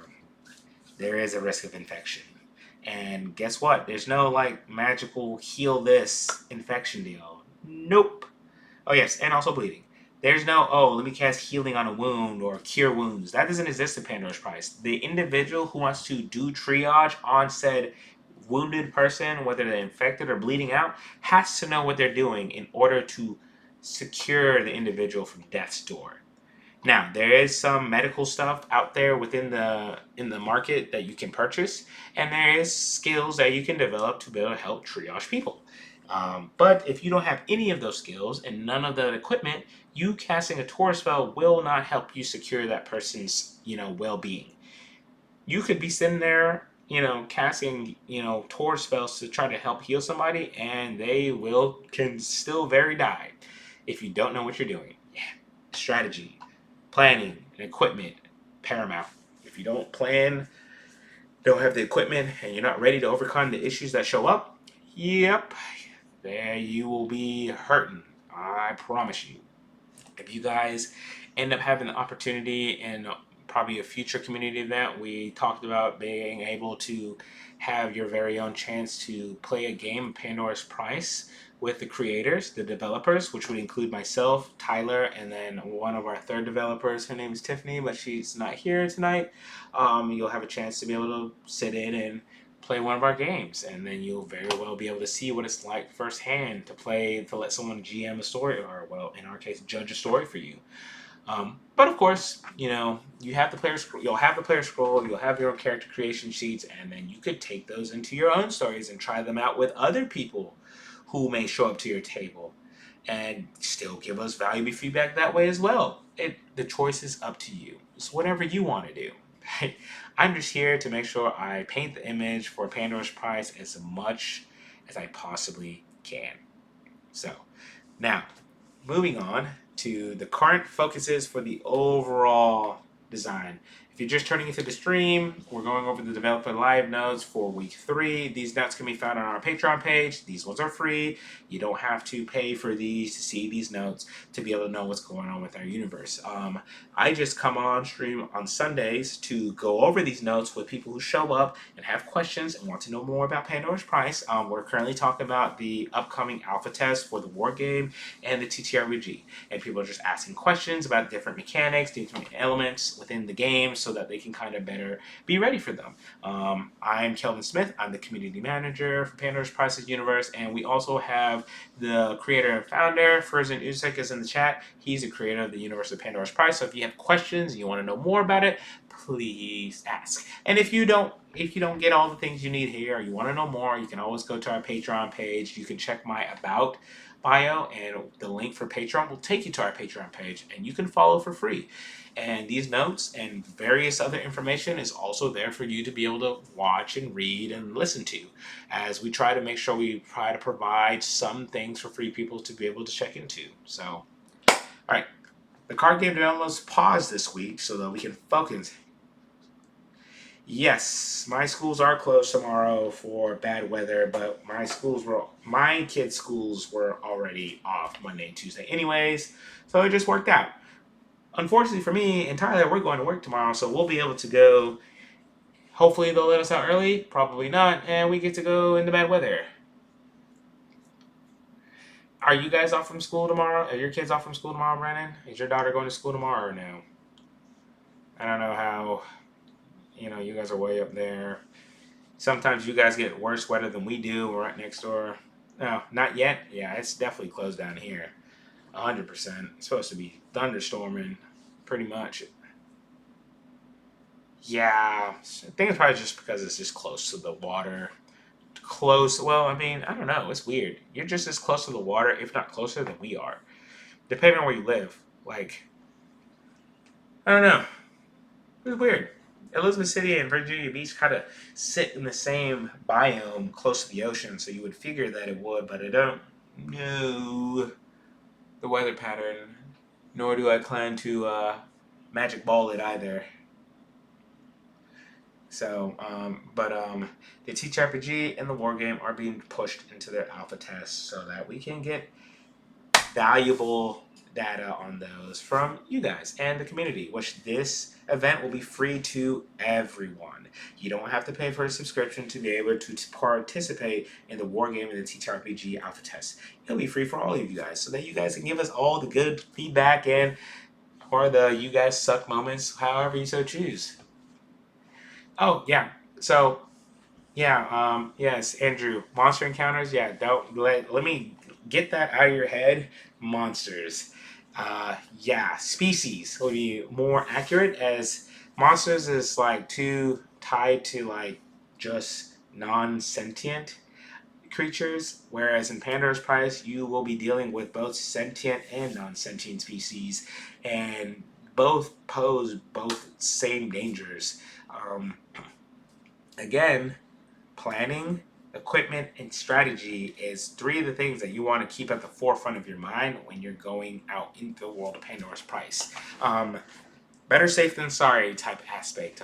Don't think that you can just show up anywhere and expect anything to get done, and don't think that, oh, this is a simple job will turn out to be simple for you, as anything can happen in every encounter. Um, just something to keep with you right there, bud. The woe of souls that finds themselves on Mirrodin. Yes, I found myself there, and that was great. I'm not gonna go into too much detail about that place, but one day you guys may be able to go to Mirrodin yourself and find out real quick what it's like there. Yes, so as the note says, the first alpha phase for both systems is planned for roughly 2 weeks from now. We're just tightening up some screws, tightening up some bolts, and then we'll be moving on to push those out to you guys. With early testing, focusing on character creation for the TTRPG, like I said, and infantry gameplay systems for the war game. That pretty much is the Weeks 3's development notes. Of course, don't forget, Story Tuesday, Episode 3 for the story of Mirrodin comes out. Tomorrow, the new chapters for The King of Sand will be released to my highest paid subscribers. Friday, Lore Friday, we'll be talking about more things that were said within the intro video. If y'all guys saw the intro to Pandora's Price, we try to cover some of those topics in a little bit more detail so you can get you guys a little clarity and whatever else that we add into there. We also do plan on bringing some other podcasts outside of those to kind of help you guys clarify stuff. Like we're gonna do some podcasts for character creations and each individual topic that's covered within it.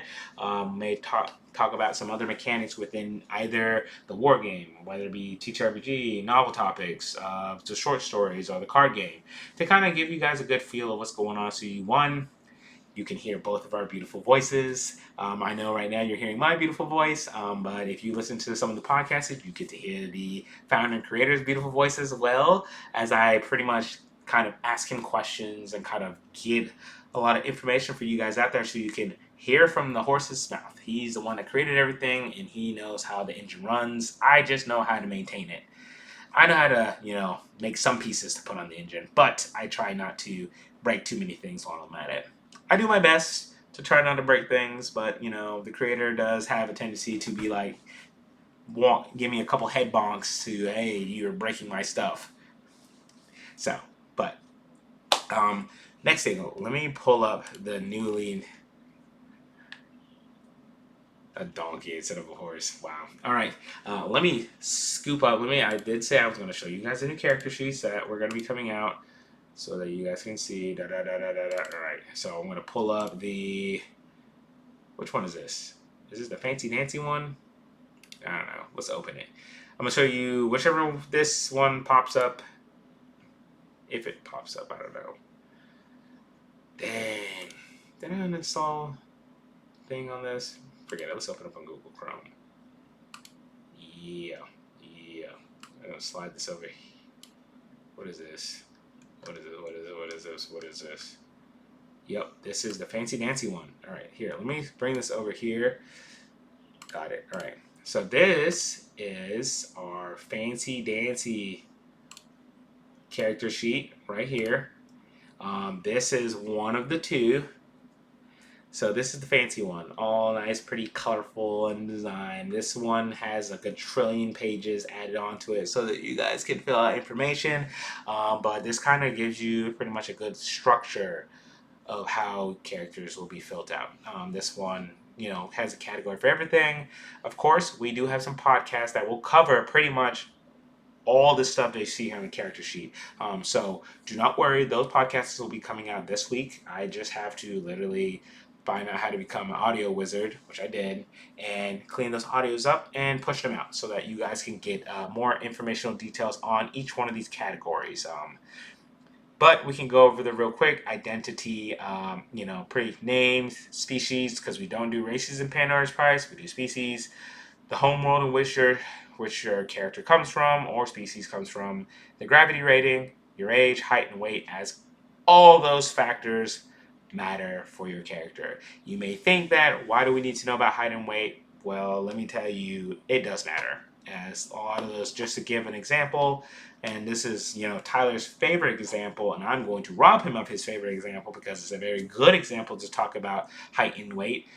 For example, you're a species from a gravity level 6 world.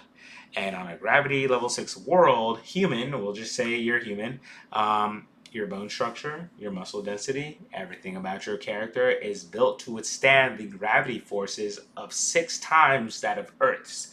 Because Grav 1 is pretty much Earth gravity going up, Grav 1 is Earth gravity ranging up all the way to 6. So with that, if you're a Grav 6, your character, who y'all have a great night. Yeah, man, you take care, man. Put my best foot forward to provide you solid, good narration. Hell, absolutely, Brandon. I really do appreciate it, man. You take a good night. Thanks for tuning in. I really do appreciate you, man. You have a good night. Thanks for dropping in for the stream. But this is the character sheet, and I'm talking about my example. Height, your weight does matter. If you're come from a higher gravity rating, your weight there may be nominal because everything is built around higher gravity level. But if you go to a gravity level 1 world, which that has its own detriments as well, but just going with the weight, the stuff there is built for gravity level 1. So for the humans that are on a gravity level 1 world, everything's accommodated for. But you coming from a Grav 6 world, yeah, I'll text you later, man. I really do appreciate it, Brandon. Thanks for turning in. You coming from a Grav 6 world, going to a Grav 1, you trying to cross that bridge too, wouldn't work because you're just way too heavy for a gravity level 1 bridge. Thus, having to pay attention to factors like that. Height, if you're too tall to go into an entrance or an exit, you're going to have to be mindful of that as well. As, another thing that people don't pay attention to, if you're taller than the target that you're trying to hit, it's going to be a little bit hard for you to make an attack on a target that's shorter than you. And then the target that's shorter than you, they may get opportunities to attack on you on your lower section because you're just too tall to get them. And they may whiz around you like a dart, like a little bee, zing, zing, zing, Of course, you being larger, you do have a damage advantage on them, but that's if you can hit them. So here's our attributes, broken up into 4 groups. If you read the player scroll, you'll get more on each one of these in the attributes section and throughout the character creation process. Moving on to the next page, here you go. You have trackers, HP, fatigue, sanity max, movement, experience. These are all factors in the game that you're going to have to pay attention to. Quick reference list. You got your abilities, you have traits, and then you have limitations. Now, this section, it may look small, but there's an extra page behind it to give you more writing room, to add on more information, because these sections do get filled very fast.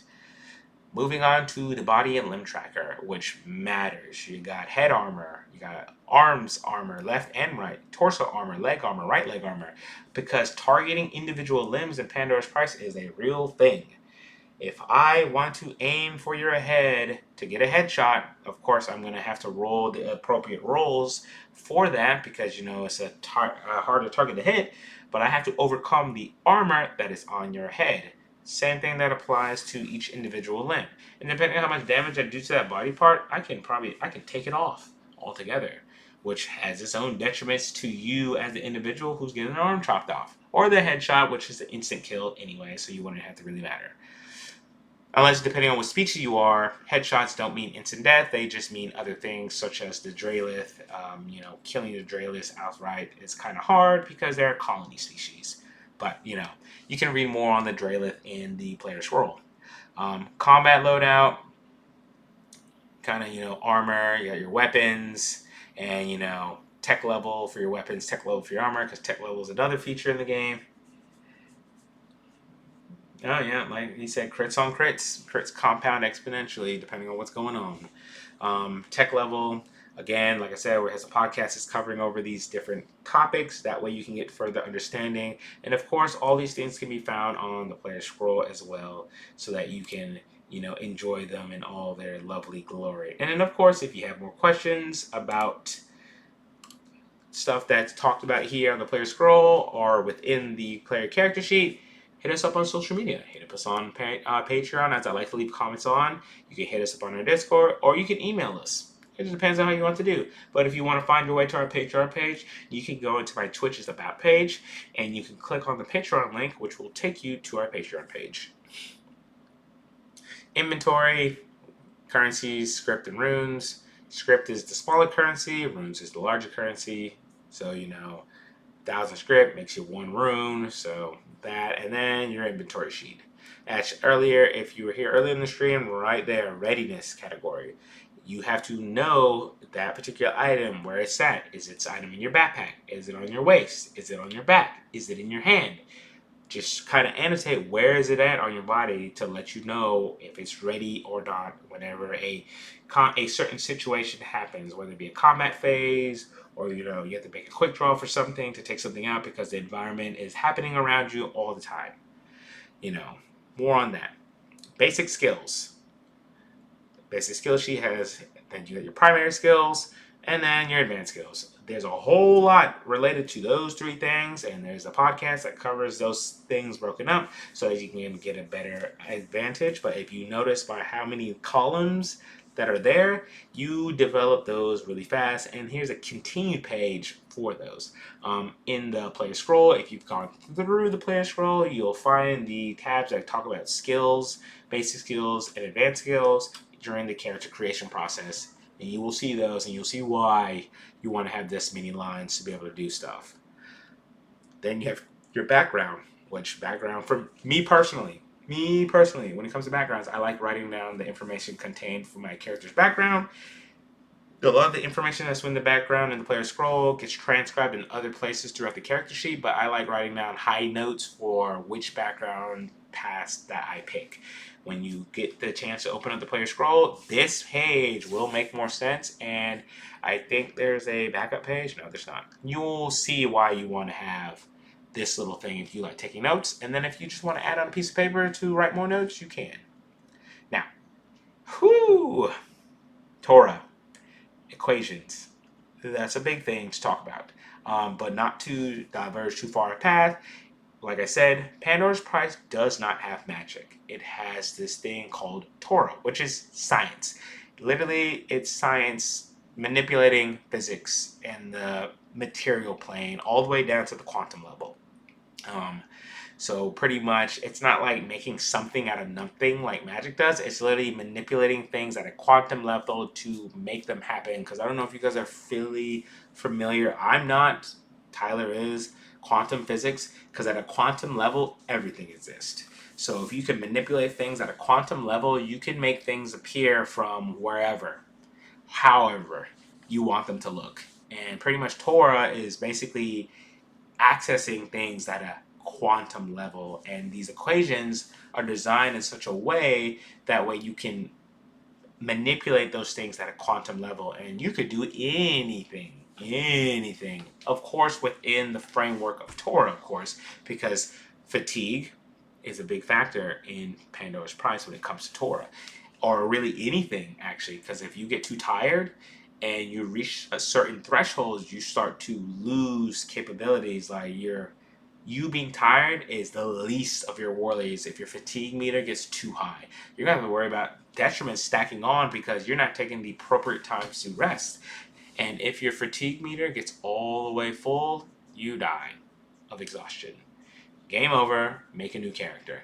So when it comes to using Torah equations, on top of having to do regular skill checks, on top of having to do certain actions, on top of doing everything else in the game, doing Torah is more of like a, it's a utility purpose, not a primary, I'm a wizard, so I'm going to use Torah. No.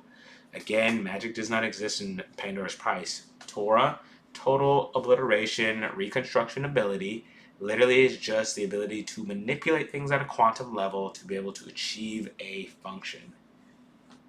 Yes, Andrew, you can die of being tired in Pandora's Prize. If you are too tired, that's in real life too.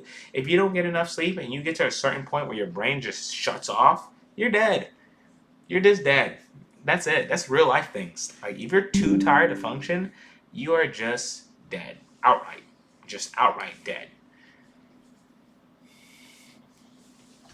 Yes, their ability to take to reduce Torah, but again, if you don't manage that stuff correctly, you still will die. It's not a permanent fix. It kind of mitigates it, but it's not designed to, fix all your problems. You still have to manage Torah, manage your fatigue throughout the gameplay. And then we provided a couple of little sections because you're going to need quite a few. And this covers the deluxe version of the character sheet. I love it because it's just cut and nice. Let me go ahead and open up the other one, the standard version, which is pretty much the I like taking notes version. And we'll throw that up there real quick.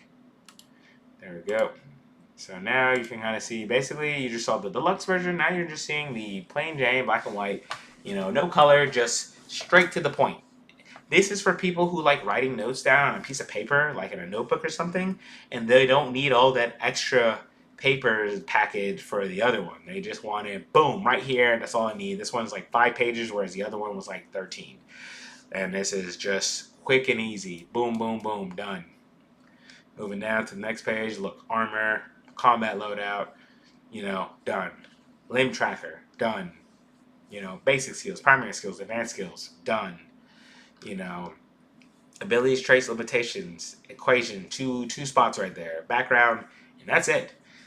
That is all the standard sheet has. Compared to the other one, which is 5, is 13 pages, this one is only 5, and everything's kind of condensed down because it's just for those people who love writing notes. So if you're a note taker and you want to write everything down, you can use this character sheet as a just quick little hind view. And the way they're designed is that when one is face down, the other one's facing up. It matches the kind of stuff you need. For example, let's talk about, here's the top of the first page. And then, you flip it over to the second page, you have your combat loadout and your armory, and on the third page, you have your limb tracker, which kind of those synergize together, you know?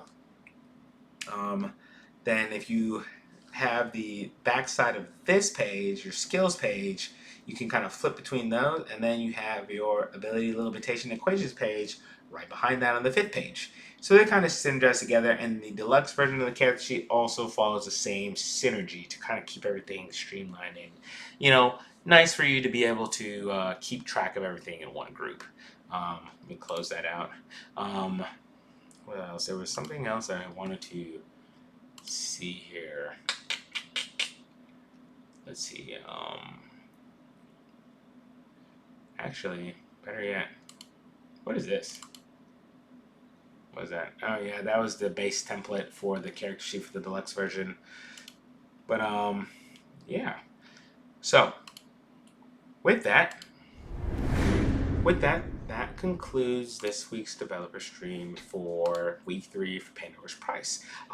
Again, if you missed it here on the stream, I try to put this up on my TikTok. I try to put it up on our YouTube page, and I did try to put it on Patreon, but Patreon has this little weird gimmicky ding where like these long videos are not so friendly, so I'm trying to chop them down.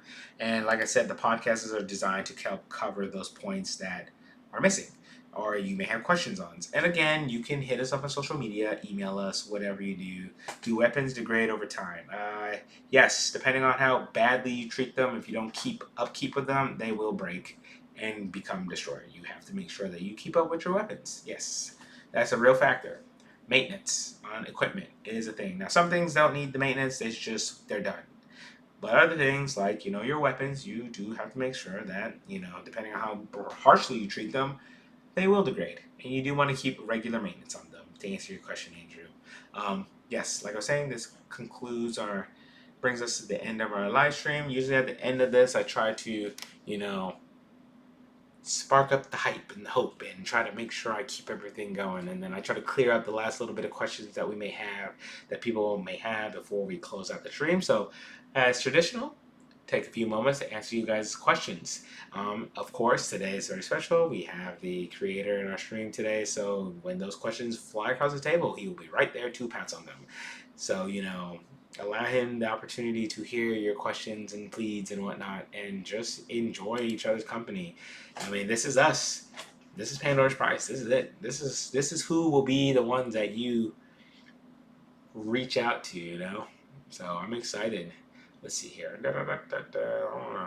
I always like to, during this moment, I like to, yeah, you're the crazy one. I like to, you know me, I love to do the slideshow thing. So, you know, I love bringing this up. So, this is the moment in time that you can guys secure Andrew. Just pointing this at you because I think it's just really you. Tyler, if you want to take some moments to say some words to the stream, you're more than welcome to. Truthfully, you're talking to Andrew, but hey, some people may look at the stream after the fact and go, "Oh wow!" But hey, Andrew, um, whatever questions you may have, please, by all means, you have the creator of Pandora's Prize pretty much to yourself. So you can ask away whatever questions you want. I usually leave the floor open at this point. And just like I did last time, the floor was open. So take your opportunity to ask him those questions. Send them away.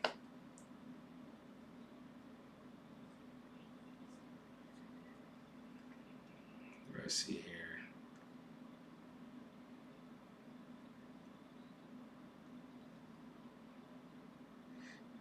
Let's see here.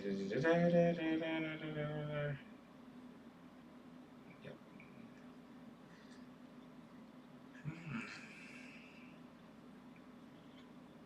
All right, let's see here.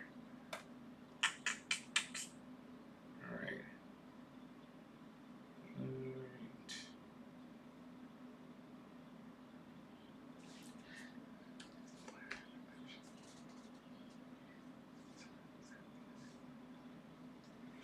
Oh wow.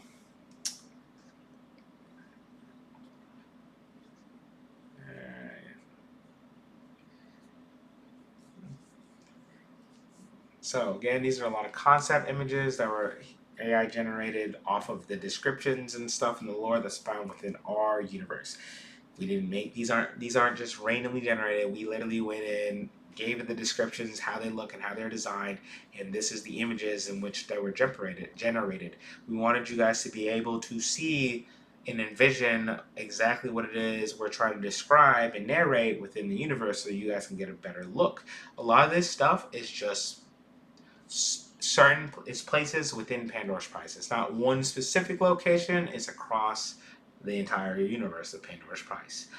You do see a lot of locations that kind of synergize with each other because we want to showcase, you know, player scroll stuff. We want to showcase, you know, season 1 things for the campaigns, as a lot of it is kind of focused, and we want to showcase a lot of creatures within the universe that you will see initially in Pandora's Prize. You know, so homeworlds, there's billions of homeworlds within the Pandora's Prize.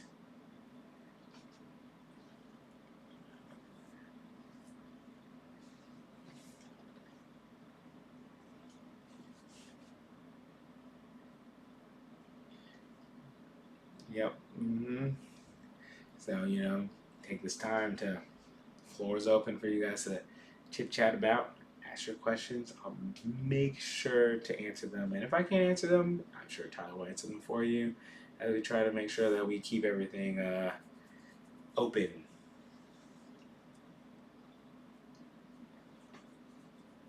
So, hey, you know, we're doing our best here. And if you're really excited for everything that's coming out, please make sure you follow us on Patreon so that you can be there whenever everything pops up, you know. Don't want you guys to miss chances and opportunities, as everything will be coming out real soon.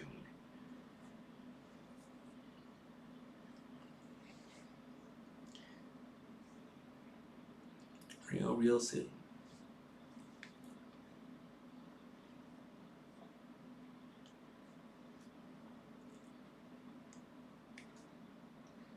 So again, join us on Discord so that you can have an opportunity to be able to stay super tight within the community. Again, if you're on Patreon, second you follow our page, and if your Discord is linked up to your Patreon account, it will automatically push you into our Patreon page, or sorry, Discord page, and assign you within the right group so that you can be able to chit chat and hang out and stuff. And we have an email, so if you don't want to be on Discord and you don't want to be on our Patreon, you can email us directly and talk to us that way. We're also on TikTok, and we're also on YouTube as well. Pandora's Price. And if you want to go there and look at stuff, you're more than welcome to. I try to, whenever I kind of get here, try to end up on YouTube, and I try to put small things on,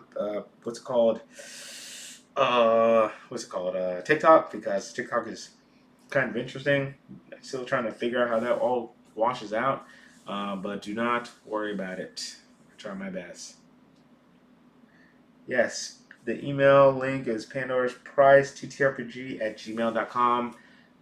Twitch won't, let that shit come out like that, so I'll make sure to get that for you. So it's at Gmail on that one right there. If you want to contact us directly through Gmail. Again, look on our Patreon page. All of our contact information is right there so that you can get access to it. So, with all that, it was a wonderful time. Oh yeah, you got some more ads? Yeah, I know. Sorry, my bad. But we're coming to an end of another fantastic 3-week cycle. As week 3 development notes is released, go on our Patreon page if you want to get the lowdown what's going on, and if you want to know more, you want to have that super awesome sneak peek level type detail. Think about upgrading to a higher subscription tier. You don't have to; it's optional. But hey, if you always want to have more, you're always welcome to try to get more. But if there is no other questions for me, no other questions for Tyler, you guys have a fantastic night. If you do have questions, just hit us up. I will make sure that your words, your concerns are addressed. You guys have a good night.